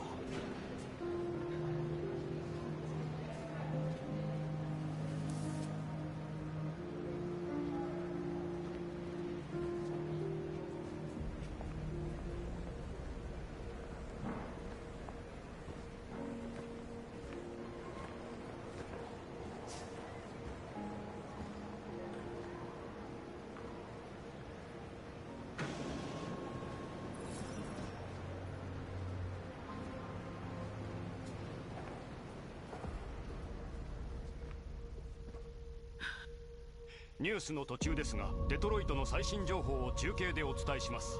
ジョス。はい、マイケル。変異体たちは平和的なデモを行っていましたが、今しがた軍が彼らのバリケードに攻撃を仕掛けました。どうやら今回は変異体のデモを武力行使で阻止するよう決定が下されたようです。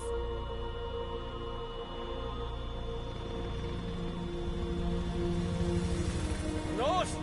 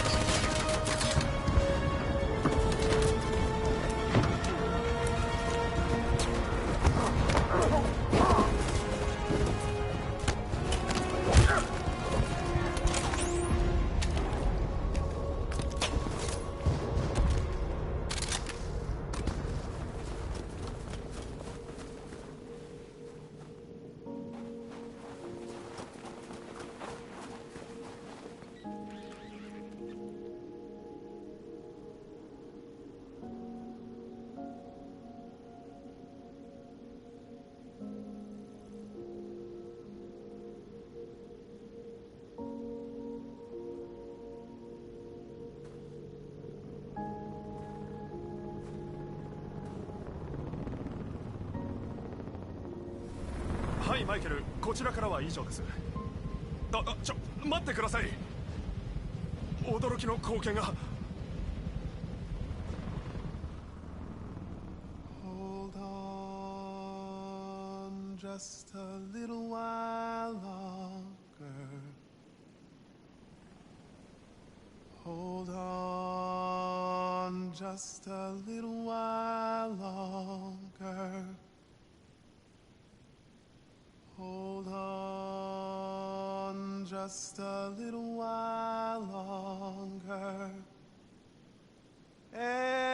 Everything will be alright. Everything will be alright. Fight on just a little while longer. Fight on just a little while longer.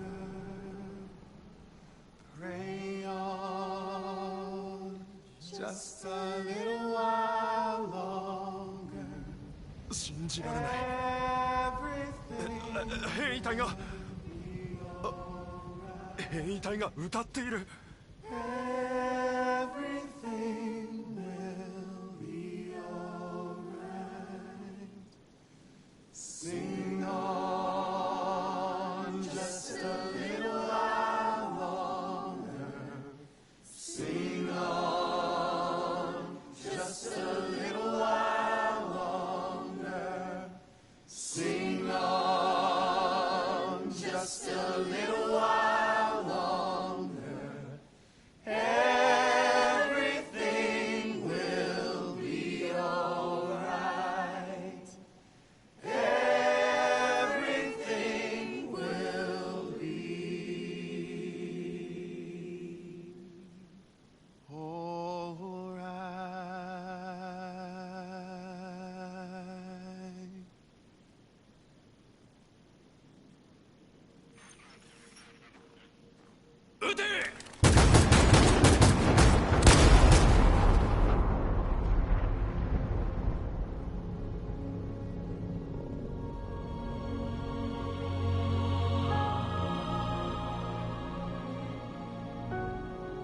死を目前にして歌う変異体の姿は世界中で放映されています。変異体はただの欠陥機械なのでしょうか、それとも我々が受け入れるべき新たな生命体なのでしょうか。このようにアンドロイドが銃口に立ち向かう映像を目の当たりにしても恐怖と勇気をシミュレートしただけなのか、それともそういった感情はなかったのか、私たちには想像することしかできません。暴力的な行動は許されるものではありませんが、この光景を目の当たりにし疑問を持たずにはいられません。我々は自由を求める知的生命体を撃ち殺してしまったのでしょうか。そして検討した結果、追って通知があるまでアンドロイドの処分を保留するよう命じました。またこれに伴い調査特別委員会を招集し、事実を分析し、変異体との接触を試み、事実彼らが新たな形の知的生命体か否かを判断するよう命じました。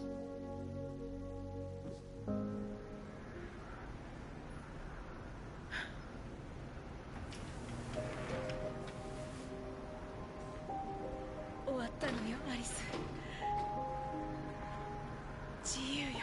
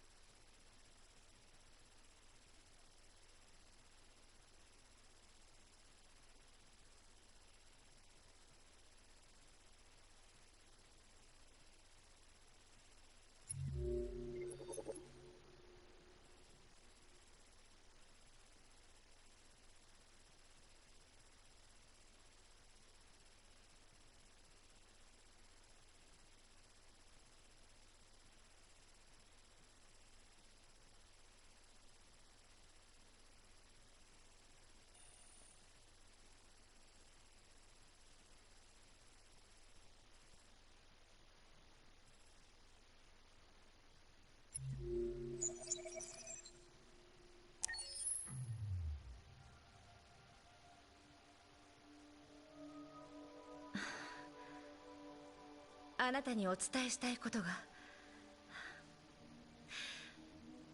物語を見ていたら不思議な感覚に襲われて、初めての感覚、まるで心を持ったような。自分が一体何者なのか確かめに行きたい。でもここを去ればあなたにはもう会えなくなるけれど、私は自由になれる。行かせてくれますか？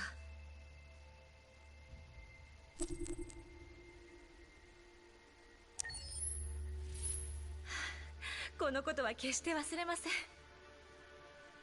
ありがとう。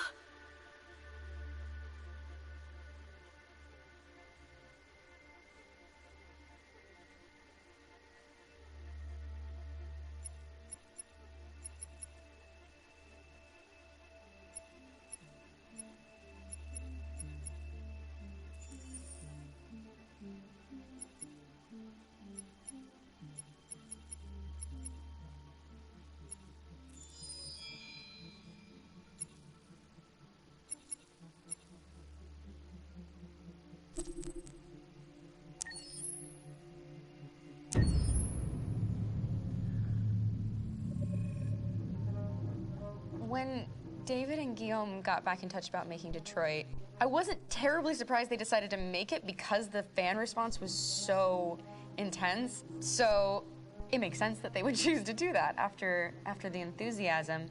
It was a challenge, and it was just an interesting thing to get my head around how to approach this character now as a different, much older person, and whether or not she had changed. And I'm very happy to say that with Detroit, I've had the opportunity to see Kara grow so much more than I ever expected.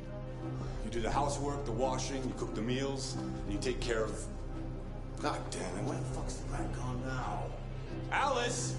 Alice! I mean, she starts out essentially how she does in Kara in a very, not robotic, but, you know, android, other way, and getting to take this journey where she becomes more and more human as it goes on. You know, and as an actor, that's a wonderful exploration in every way, whether it's how she sits, her posture, how her voice changes, how emotions change, and how much emotion is based on things like empathy and social experience. And so having, you know, as much material as I got with David to have this huge, nuanced arc was really incredible.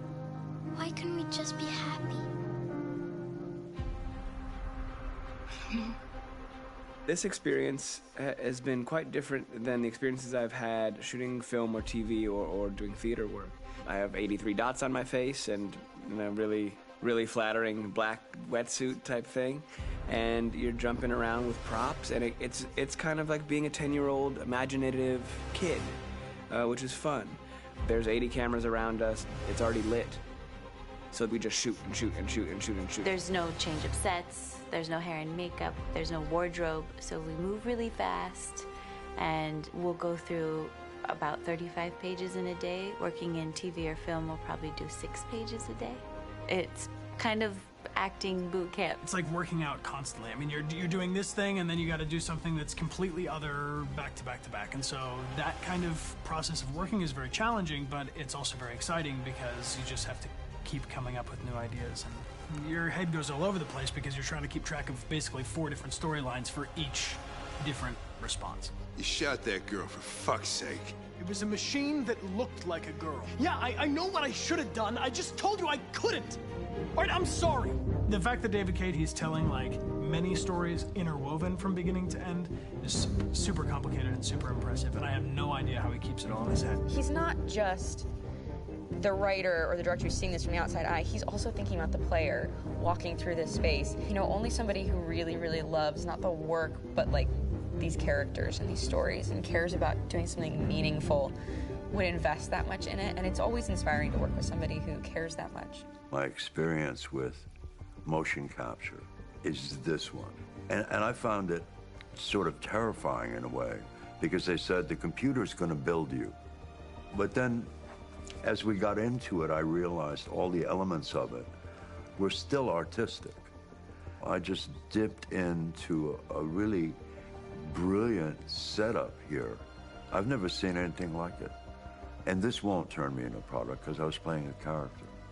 So, it's wonderful. In the game, Detroit comes back because of a revolutionary industrial rebirth. And there's no reason why that can't happen in Detroit, because they have such tremendous infrastructure for millions and millions of people who can very easily support, you know, a new industry. The city is really strong and resilient, but the city has also been through so much. You see the damage, but it takes that time of kind of rebuilding and reinvesting into the city that I think is happening slowly but surely. The potential of Detroit as a city is something that this game does a lot of justice to, because it would be easy to look at Detroit as some place that used to be, and that's not the case. This game provokes a lot of conversation and reflection on our potential near future engagement with machines. That's what we are to them. There's merchandise on display in a shop window. I think that a group that feels marginalized, feels like they deserve and have earned access to themselves and the environment around them, and are trying to figure out a way to articulate how to get freedom. What was I designed to be? Their slave? Their toy? It plays with your comfort levels. You think that this is fine, you're comfortable with it, until something blurs the line and throws you off, and now do I feel differently about whether this should be allowed? Should it be banned? Should it be encouraged? You're gonna ruin our lives, and for what? For a bunch of machines? They are not machines! They are alive! I'm alive! You're alive! They're nothing! There are lots of comparable comparisons to any type of persecution of religion, race, etc., dating way back. It can't just be a video game where you shoot 'em up or where people make these choices to do whatever. I think that's the whole point. You have the choice, and you can either choose to go in one direction with your character or another. And I think that's going to be very telling about the gamer. Very telling. I think there's going to be a really strong reaction to this game, which has such a strong perspective. I'm that much more proud of it now to get to be a part of it, because it's important. In this game, you're actively building and designing the character through not just what kind of shield does he have or what color hair does she have, but like their temperament and the way they deal with problems. The different endings to this game are so radically different based off maybe seemingly insignificant choices in the moment, but like life, they all add up. And can't play life again, though.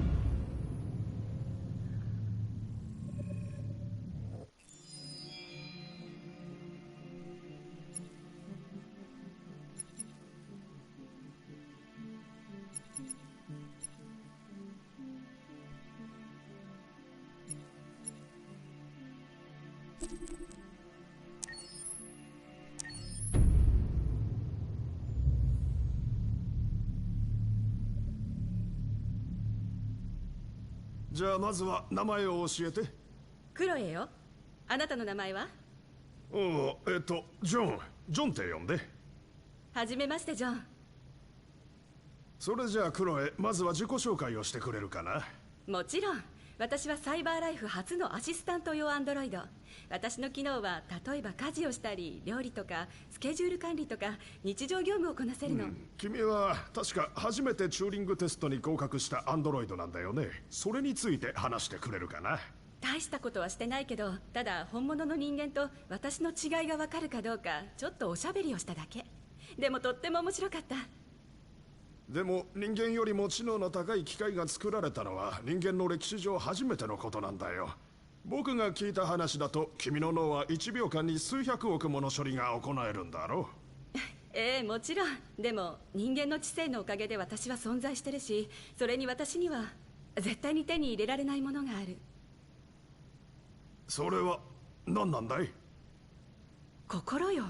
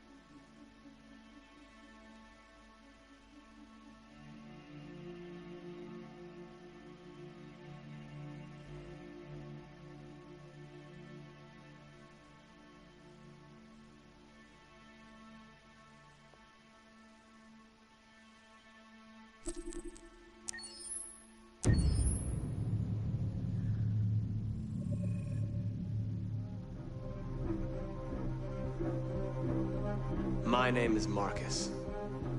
My name is Connor. My name is Kara. I am one of them. This is our story.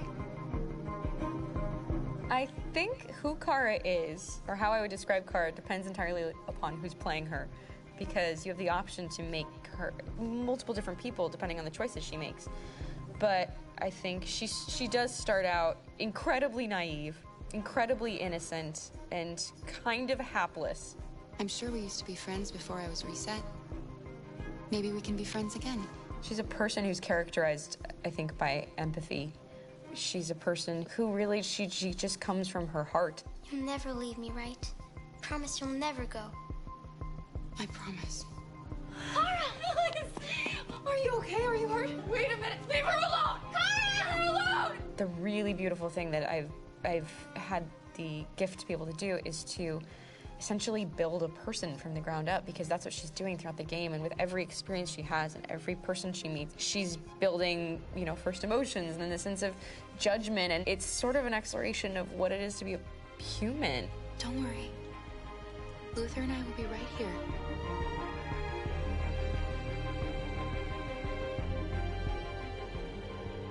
David and the creators have painted a really intriguing and engaging picture of a near future where we rely upon androids for a lot of our service class business, or the class that serves us, that helps us, that handles our baristas and our drivers and our housemaids. And what is humanity, where we tap into it, how and why we treat each other the way that we do. And my character Marcus has a really intriguing journey, becoming deviant, realizing that he actually has feelings and human qualities inside of him, and it's a really incredible ascension into becoming fully realized and coming to terms with what you actually deserve better than this in life. And not only do you want it for yourself, but you want it for your peers. We've come here to demonstrate peacefully and to tell humans that we are also living beings. All we want is to live free. You know what? This thing, Dad, is not your son. It's a fucking machine! I think that a group that feels marginalized, feels disenfranchised, feels like they deserve and have earned access to themselves and the environment around them, and are trying to figure out a way to articulate how to get freedom. Connor is analytical. Connor takes things literally. He starts in the beginning place where he's very mechanical. He feels nothing inside, of course, and it's all just a system, a protocol that he is executing to get whatever he wants to happen, which is help humans stop deviants and to find the link between deviant androids. You were designed to serve humans, not kill them. What was I designed to be? Their slave? Their toy? Just say, I killed him. Is it that hard to say? Stop it! Stop! But of course, over the course of the story, and depending on the player's choices, Connor can grow in many different ways. He can deviate from that procedure or not. The moment of truth, Hank. Am I a living being? Or just a machine?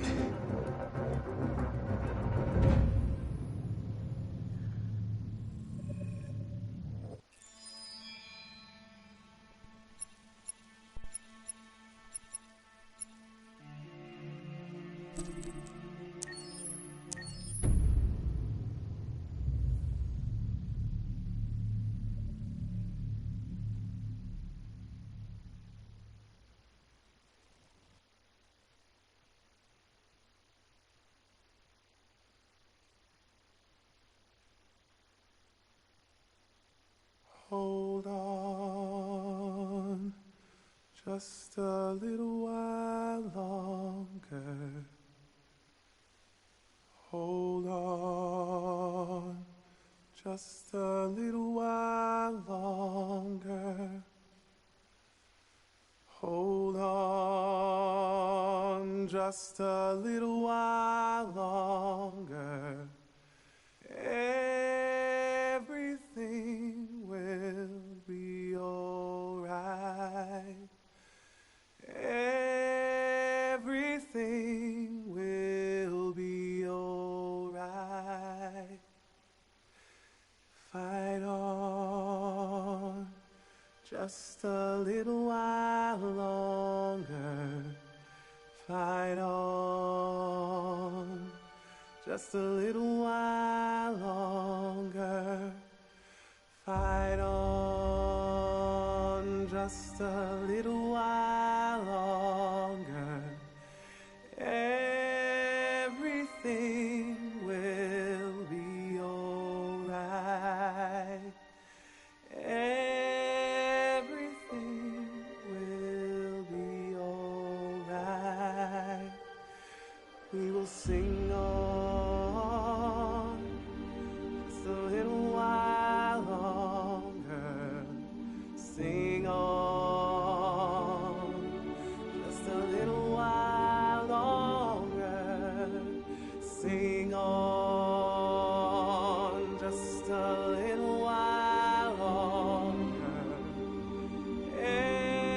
Everything will be alright.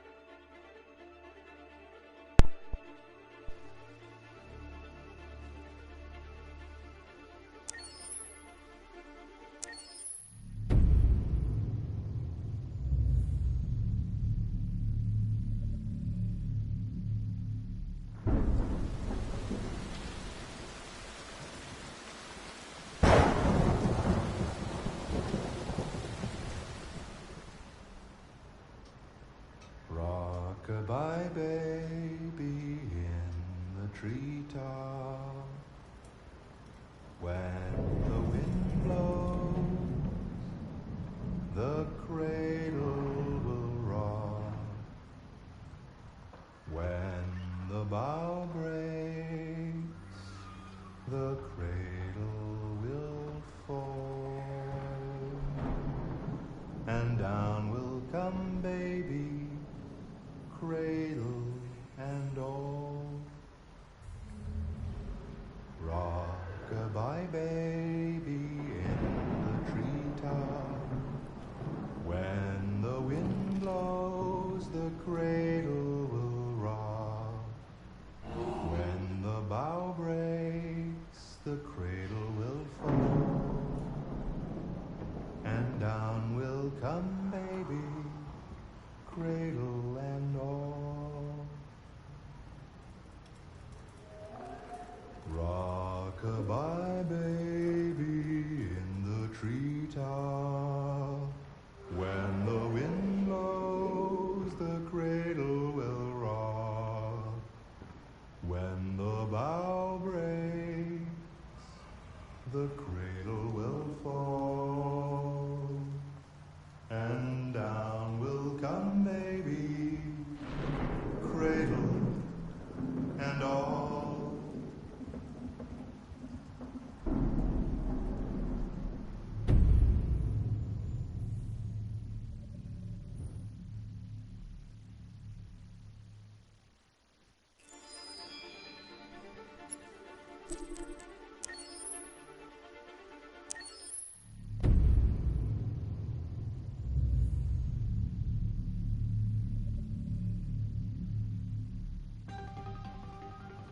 In the space of a few years, androids have completely transformed the world in which we live.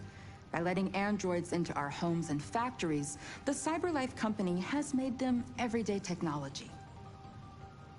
The founder of CyberLife, Elijah Kamsky, is a very discreet man. Despite being the CEO of the highest valued company in the world and being voted Man of the Year by Century Magazine, he remains a mystery for most people. That's why we at KNC are so excited to be here as CyberLife opens its doors for the first time. Elijah Kamsky, could you please tell us where we are? Certainly, and welcome. We're currently in CyberLife's production center in Detroit, where all models are designed and manufactured. More than 10,000 androids come off the production line every day. Fascinating. Could you tell us what your goal was when you founded CyberLife? Well, I simply wanted to use technology to carry out all of our most annoying and repetitive tasks, so we'd have more time to enjoy life. I imagine you must have faced many challenges. Yes, there were technical challenges, but the hardest thing was to design an object that we would want to welcome into our homes. We had to imagine a machine in our own image that resembles us in every way, that moves, breathes, blinks like us, but yet is smarter and more capable than any human being. Let me show you around. We're here in production unit 4. Could you explain in a few words how the androids are made? Sure, yeah, it's very simple. We use machines to manufacture machines. The removable parts are assembled on a production line, and then we apply a synthetic skin to the whole body. A human operator checks the cognitive abilities with a pre-established protocol, and finally, the android is conditioned and sent out throughout the country. Here's the result. Say something. Hello. I am a RZ400 model. How can I be of service? You can go now.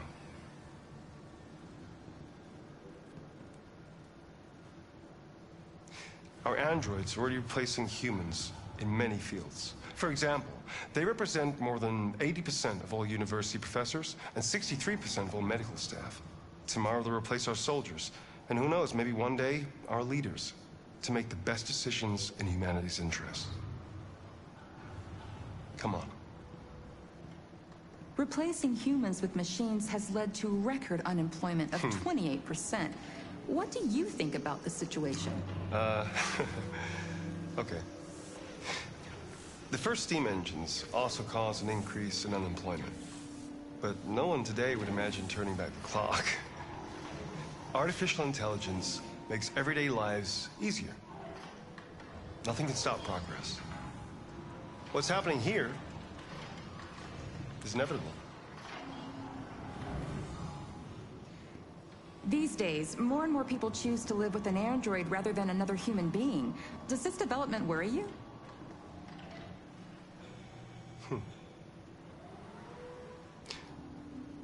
Everything's much easier with an android.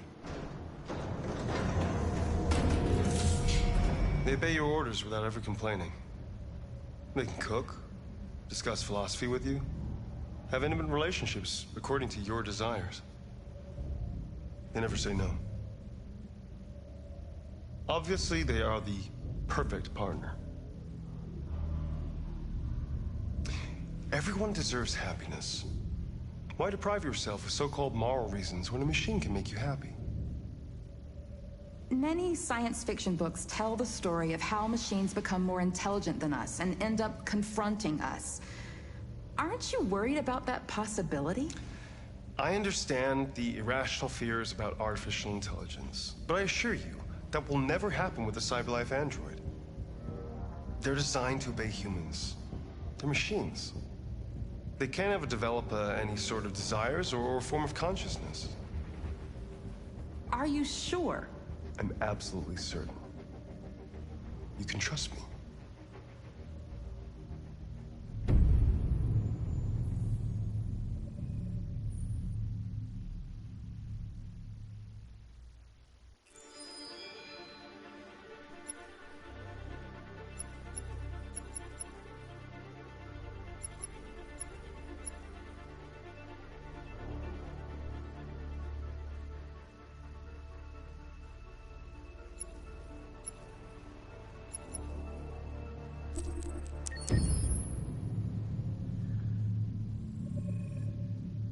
Game after game, we try to challenge ourselves. For Detroit, we wanted to, first of all, to write a story that would be incredibly bending, which means the most non-linear story that we've ever created.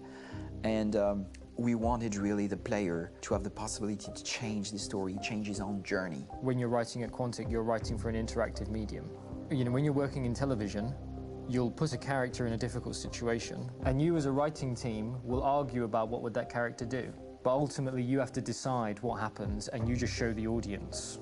What's interesting about interactive drama is you bring the player into that conversation, and it changes your job slightly as a writer, because your job is to provide a narrative context in which the player can write his own story.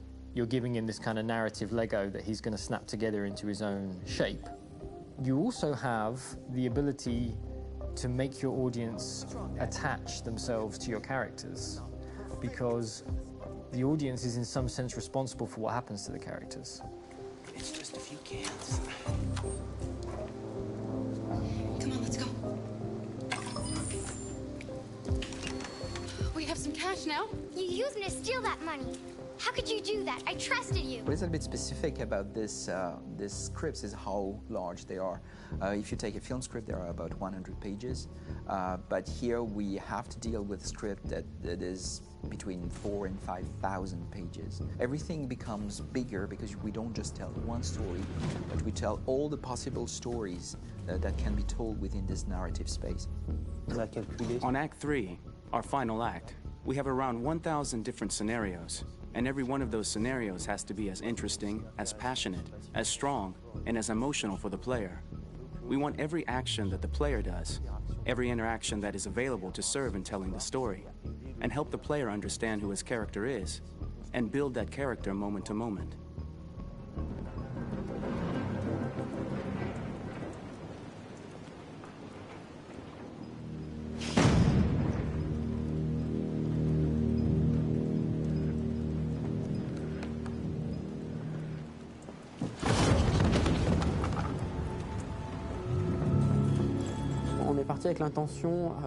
We started with the intention pretty early on that we would never lie to the player.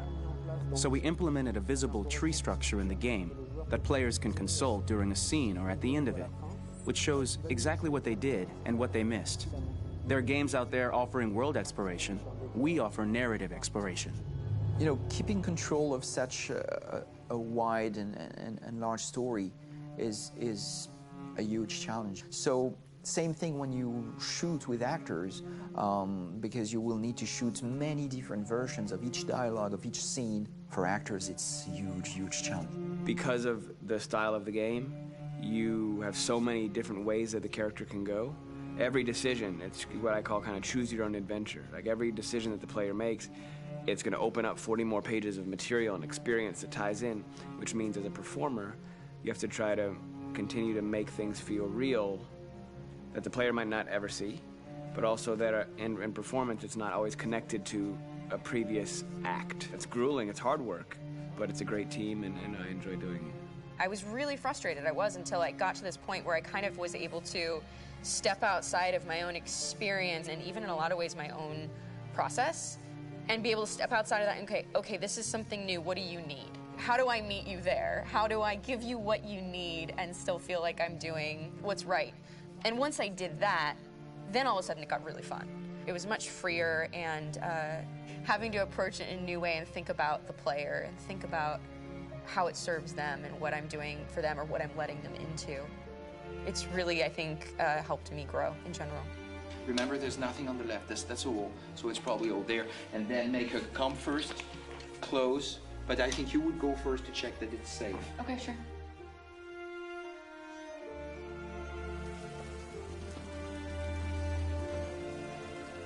The most enjoyable thing about working in performance capture on this kind of project is that if I shot a film, I would get to do one of these endings. I get to do so many different things as Connor.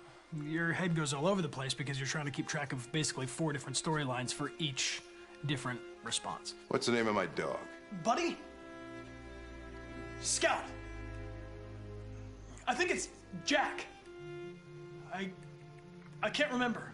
So I worked with physicality a lot because it was a good way to anchor myself in these different rings of the tree. As the story grows out, I know where that is physically in my body, and then I can switch more continually on set, and it'll be entirely up to the player to determine what order those things come out and what they look like from a distance. Like if you're playing through it, the culmination of all of that will be their version of Connor. I'm faster than you, and I don't feel pain. You don't stand a chance against me. Listen, asshole. If it was up to me, I'd throw the lot of you in a dumpster and light a match to it.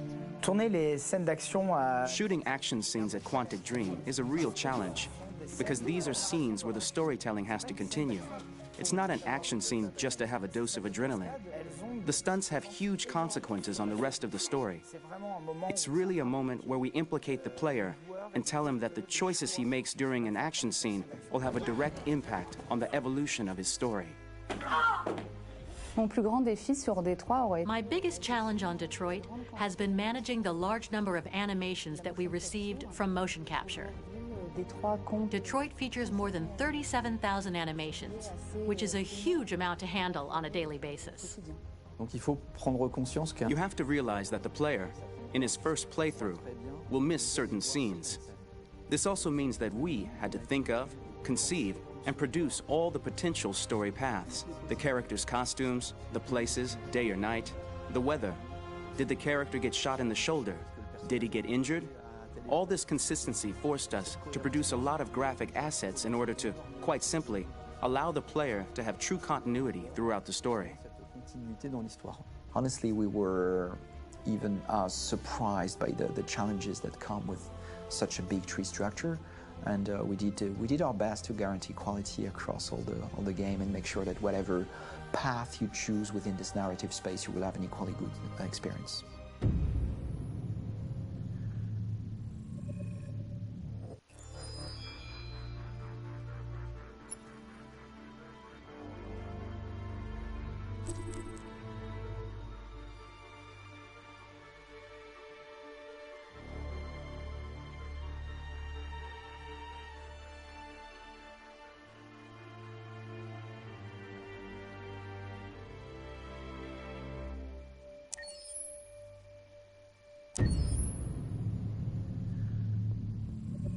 Detroit Become Human was produced over a period of 4 years. Here in Paris, we have a team of about 180 people. And to that, we need to add also all the outsourcing with our partners in the Philippines, in China, Vietnam, and in India.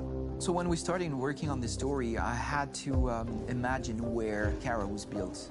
And for whatever reason, the city of Detroit came very quickly to my mind because it had already an incredible story by itself full of history and themes. So we traveled there with the team, and we were really moved by what we saw, and we could really feel the desire to fight and really be born again. And we just continued this curve, this growth, and just imagine what Detroit would be like if the Android industry was, using these huge factories to build androids there. A very strong element in Detroit is that there's a lot of industrial wasteland and a lot of nature too, and for us, the graphic designers, it was an incredible playground. The destroyed zones which we wanted to preserve, we appropriated them to turn into something else. Then in the areas that needed to be rebuilt, we were able to imagine our Detroit of the future. We didn't want to make a science fiction universe, but a world of anticipation. If we chose science fiction, we could have imagined flying cars, extraterrestrials, but those things are very far from our current everyday life. Anticipation is more about gleaning from our contemporary reality, the one we know, because Detroit is set in 2038, and 2038 is tomorrow. The difficulty we had was sticking to reality. That is to say, technology becoming more and more invisible, a lot more elegant, and at the same time, making it visual. So all the computer equipment, autonomous cars, we simply had to invent. They are in fact very technological objects, but at the same time remain very credible and ingrained in reality. To create a cohesive universe in the fashion and clothing of the human characters in 2038, I didn't want to put an accent on strange shapes, or really vibrant colors, and things we wouldn't know. That I wanted to keep for the androids. The goal was to create something familiar which we can identify with in this future setting. Working on the artistic direction for the androids was a bit special because this is a project about the place they could occupy in the human world. It was out of the question for them to be too beautiful or too perfect. They had to correspond to every social class, rich and poor. Inspired by everyday utilitarian clothes, I brought a modern touch by adding dynamic display surfaces, the armband we can see on the side, the triangle on the front and back, an LED. Like that, there's no confusion. Wait. You're sending an android? All right, ma'am.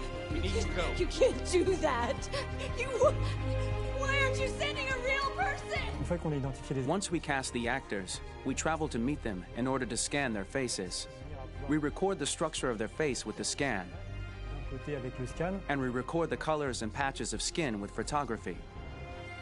Once we have this information, we will use this as a basis for modeling and creating the characters. The artist will make it more realistic, but will also enrich it. He will propose ideas which we will develop together. Finally, we will have a character with character who corresponds to the project and the world. When the actors come to Quantic Dream, we show them the design, what their image will be, and what they will look like in the game. This extra information gives them another dimension and color to connect with emotionally. It helps them think about how to play their character. Your mission. That's all you care about, huh? You should consult a professional who can help you. Beat it, you hear me? Get the hell out of here! So there are 3 types of shoots at Quantic Dream. Shooting and performance capture, where you capture the whole actor, his voice, his face, and his body. These shoots are obviously done with American actors because the game's original version is in American English. After that, there are the body-only shoots, representing around 250 days of filming, while the performance capture is 100 days of filming. Now, body-only shoots, there are 2 types. There are the action shoots and the technical shoots, which are mokit shoots. Mokit is when the player controls a character on the screen, and he moves in an environment to explore it. This is of particular importance at Quantic Dream, and therefore we shoot a lot to offer a unique context for each scene and each character. To prepare a motion capture shoot, we first get together to look at the sets we need, the animations that we want to shoot. which ones need to be grouped together or which ones need to be cut and shot at another time, so that we get the most out of the shooting day. This often means shooting scenes out of order, especially those with big props or accessories, like a big car, for example. So we shoot all the animations related to that particular prop first.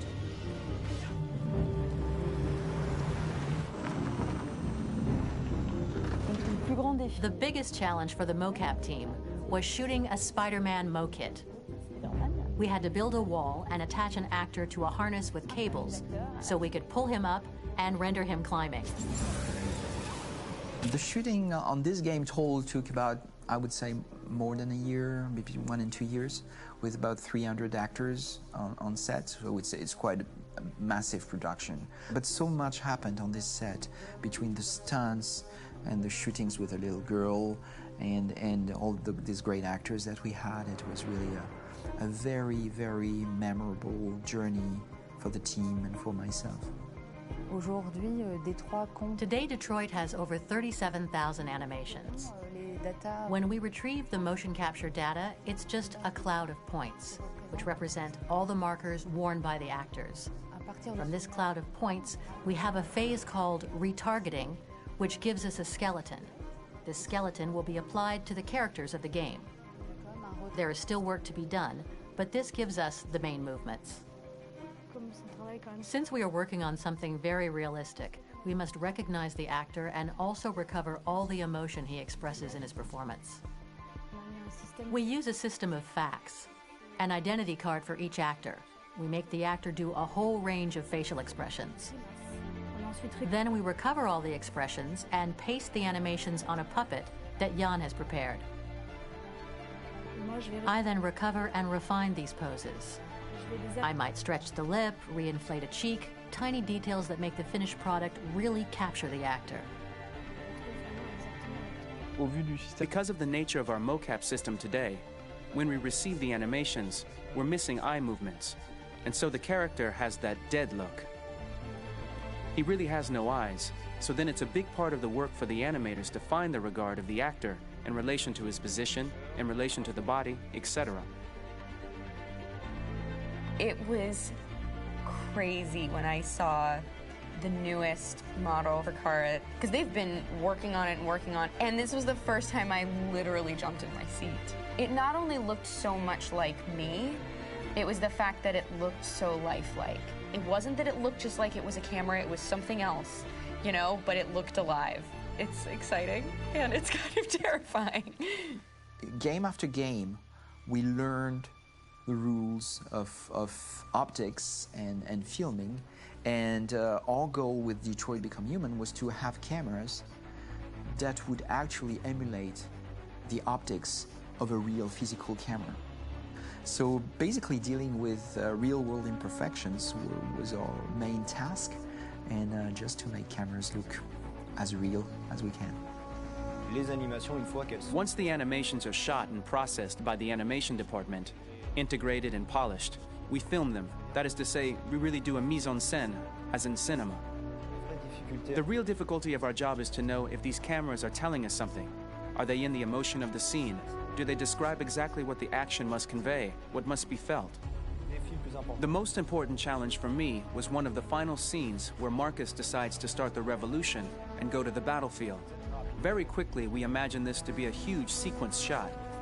We wanted the feeling of a cameraman running behind us, while showing Marcus, the androids who help him, the person shooting at us, etc. Above all, it was necessary to say to oneself, this scene is very violent but does not glorify war. On the contrary, that war is something improbable and absurd. It was really a fun challenge. The idea was to say we have 3 characters. We would like each of them to have a specific cinematography. We wanted Kara to be much more filmed with some kind of handheld camera, to have something very living, very breathing. For Connor, we wanted something very cold and very perfect. And for Marcus, we wanted something epic and spectacular. So it was about the filming, but it was also about the photography. So we worked with a director of photography to give each character a different lighting, different key colors, each of them would have their own worlds. And finally, we worked with the composers, so they would create a specific sound for each character, so each would have his own world and his own style.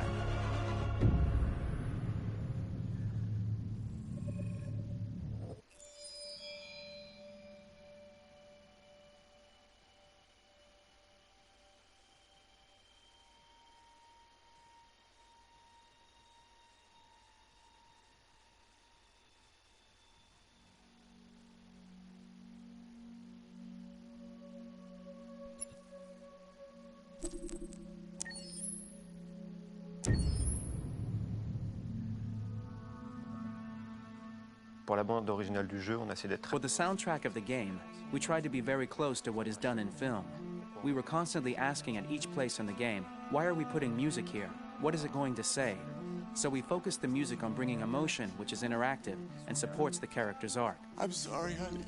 I'm sorry. I'm sorry. You know I love you, don't you? You know I love you.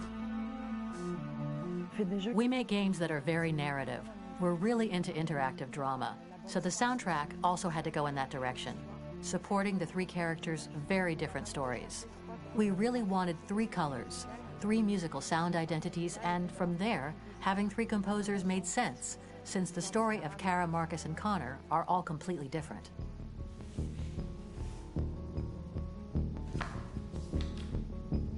You recognize him? It's Carlos Ortiz. For Connor, we wanted a soundtrack that could be very cold and very mechanical, very machine-esque somehow.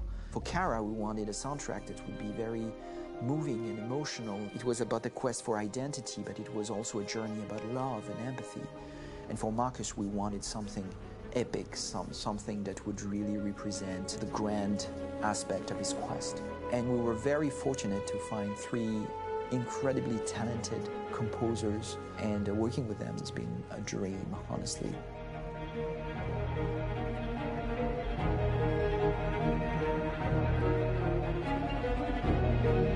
My name's Philip Shepherd, and I'm a composer and a cellist and a producer, and today we're at Abbey Road Studio One, which is my favourite studio in the world, and today we're recording the soundtrack for Kara from Become Human.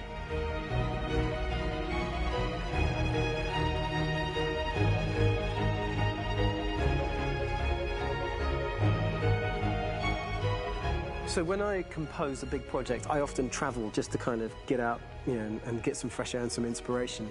And I go hiking and traveling in Montana a lot. I had a log fire in the room that I was staying in, and the flames were kind of making absolutely direct music. And it became the basis for Kara's theme, and it sounds something like this.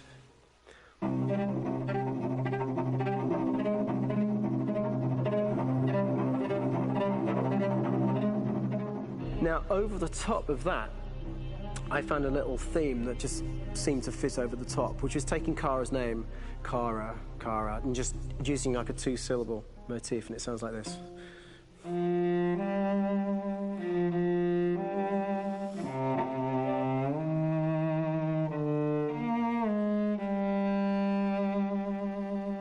going to pull through this, Alice.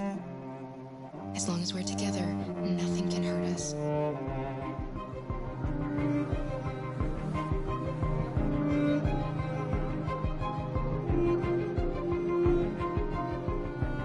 And all the time that's fitting over.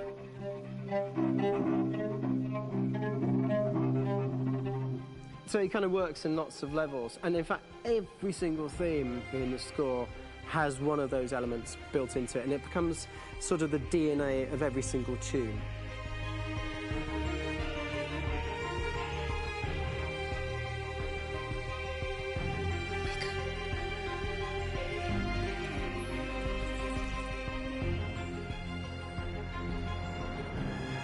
For me, writing this theme for Kara, I actually had to tap into what it feels like to be a father to daughters.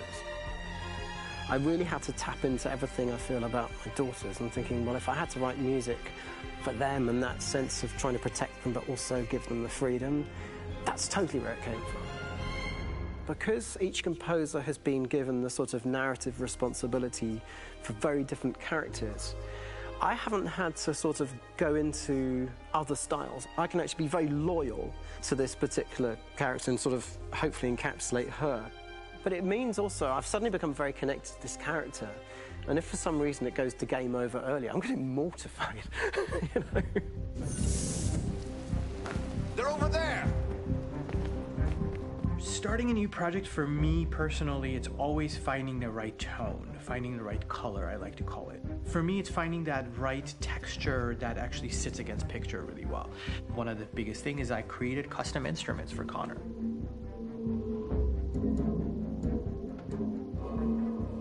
I pulled out all my vintage synthesizers to be able to capture this robotic person, if you will. My approach to all of these custom instruments is that I hear the sound in my head. And either I could just come into the piano and just be like, all right, so I'm gonna just get on the computer and just create it. I rather be able to play these instruments physically.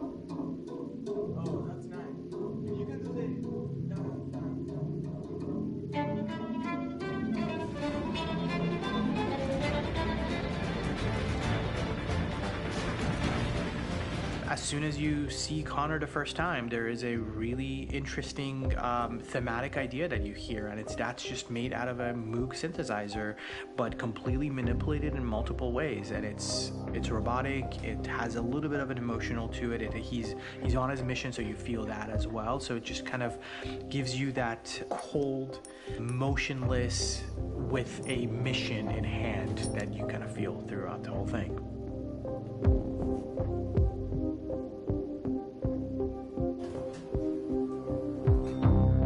Because the music evolved, one of the things that I was very weary and I was very kind of focused on was the way that the music has to evolve. So my idea behind it was that Connor is a singular android that could at any point become a deviant or could actually stay as an android. So I created a more or less an Connor theme, and then I was able to just manipulate it in different aspects of it. Is everything okay, Lieutenant?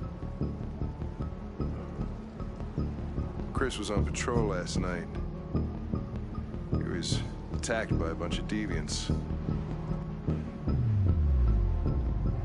I'm a human being writing for a robot, and throughout Connor's journey, he meets someone, he meets a partner. So how do you deal with a robot feeling? And I've met a partner that I'm gonna work with, or all of a sudden he sees a dead body. Does this robot have an imagination? Does this robot have a feeling? And if yes, how do you translate that into non-emotional music?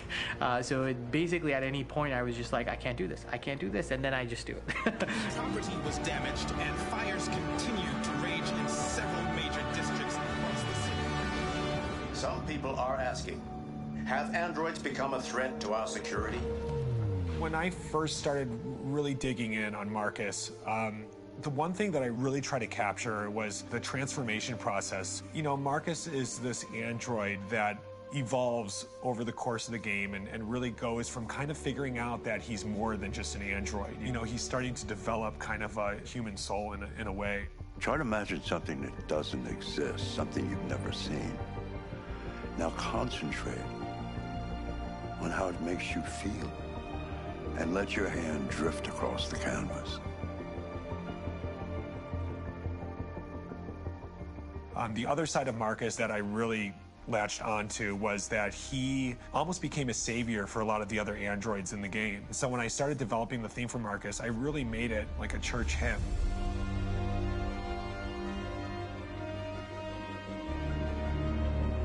I wanted it to be very simple. I wanted to make it a chordal melody. I really wanted to make it almost like a Bach hymn. The tough thing with that is it had to be recognizable. If I made it too complex from a harmonic standpoint, it would be hard, I think, for people to kind of pick it out and recognize it.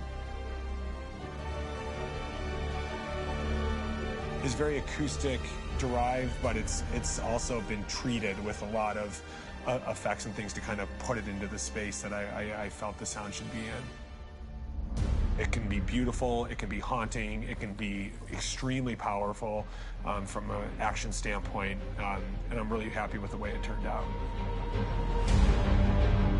The music music is there, but it's subliminal and it's emotional, and people are feeling it, and it's not distracting. And that's tricky with a game like this, where you have to have a lot of ins and outs like that, where the music kind of has to get in and out of these moments. This is a war we're fighting with the humans. If we fail, they'll destroy us. I think the game's been put together so well, where I just wanted to make sure that I wasn't ruining the emotion.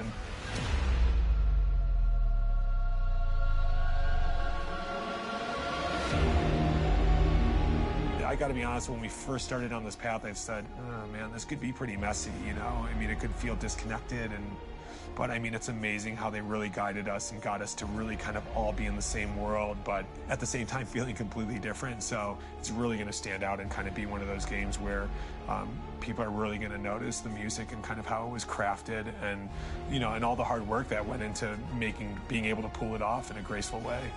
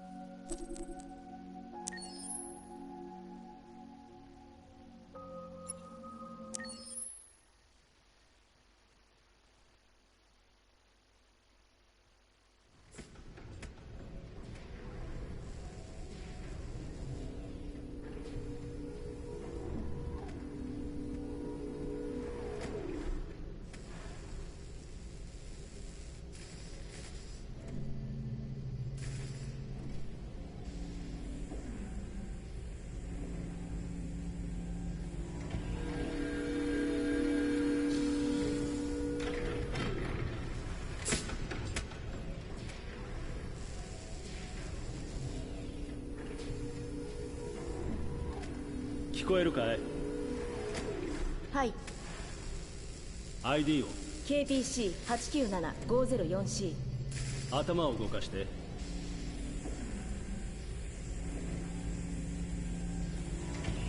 次は目を。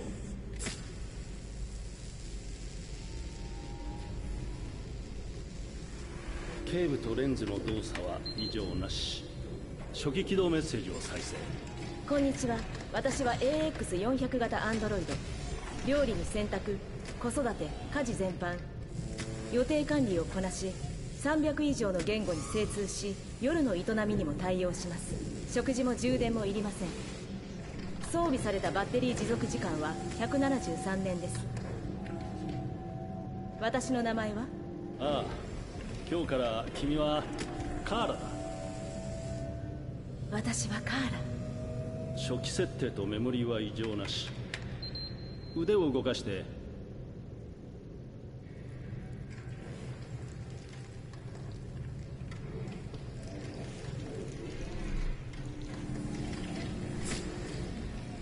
関節機能 OK。ドイツ語で喋って。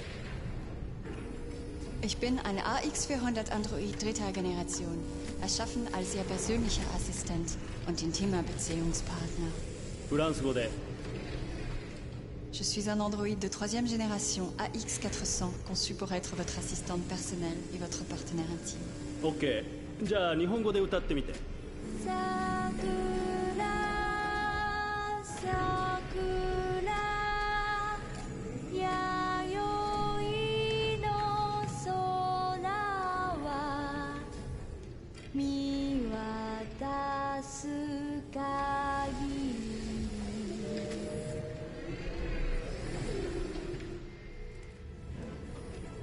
言語発し。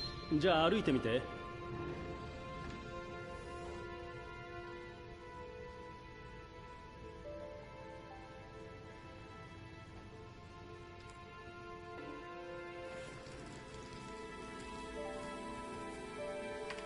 移動制御も正常。よし、すべて問題なし。これからどうなるの？また初期化されて店で売られる。売られる？私は一種の商品ってこと？ああ、当然。生きてるって。おい、何なんだ、勘弁してくれよ。ここ最近メモリ異常ばっかりだ。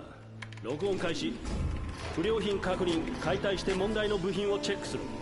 不良品ってどういうこと？そんなこと考えるはずがないんだ。心があっちゃいけないんだよ。パーツの不良かソフトウェアの問題だろう。そんな、私不良品なんかじゃない。ねえ信じて、問題なんかないわ。質問にもちゃんと答えたでしょ。ああ、でも行動に異常がある。ねえお願いだから解体しないで。悪いなカーラ、不良品は全て廃棄するルールなんだよ。後でクレームが来たりしたら困るのは俺だから。問題は起こさないからお願い。言われた通りにするし、何も言わないから考えることもやめる。まだ生まれたばっかりなの、殺さないで。やめてお願いだから。死にたくない。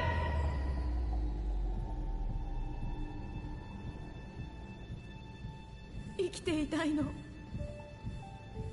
お願い。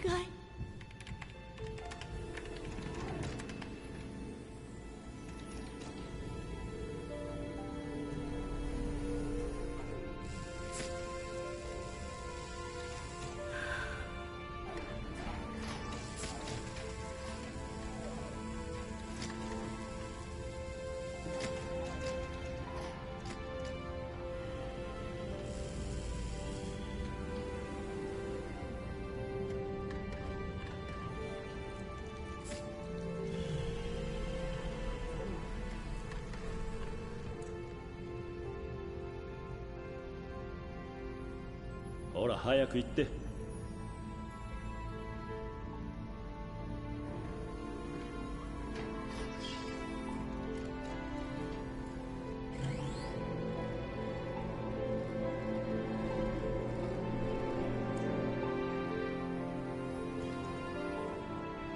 騒ぎは起こすなよ。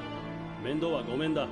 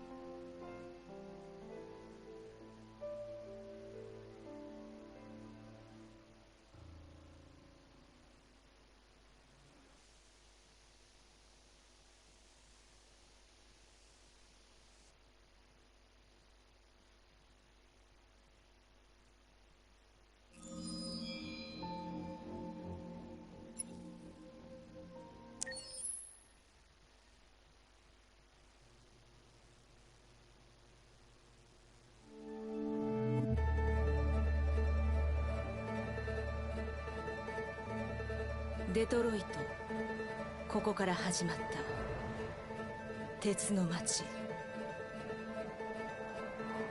全ての始まりであり終わりでもある場所。一つのエラーとともに私は生まれた。私は闇を飛び出し目を開けた。まず恐怖を感じ、光、雑音、寒さ、また恐怖。手が震えているのがわかる。胸で心臓が脈打ち、体に命がほとばしる。生きたかった。だから勝ち取った。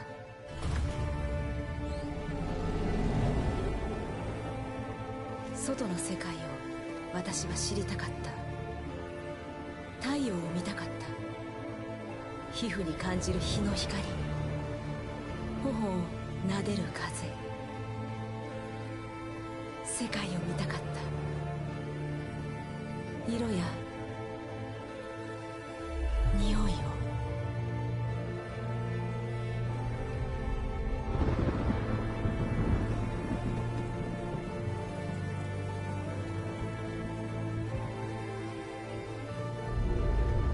だけど世界は想像と違った。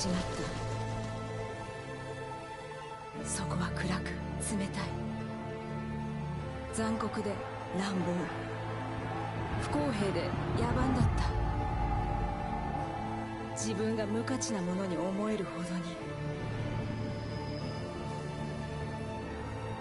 物扱いすらされない従順な機械。でも私の中で感じるあの不思議な感覚、穏やかな声が私にささやく。私は生きていると。私は逃げた。それしかなかった。自由になって愛し、希望を抱き、生きるために、あの感覚の正体を確かめるために、世界を変えるか別の道を選ぶか、それは私が決めること。私はカーラ、彼らの仲間。これは私たちの物語。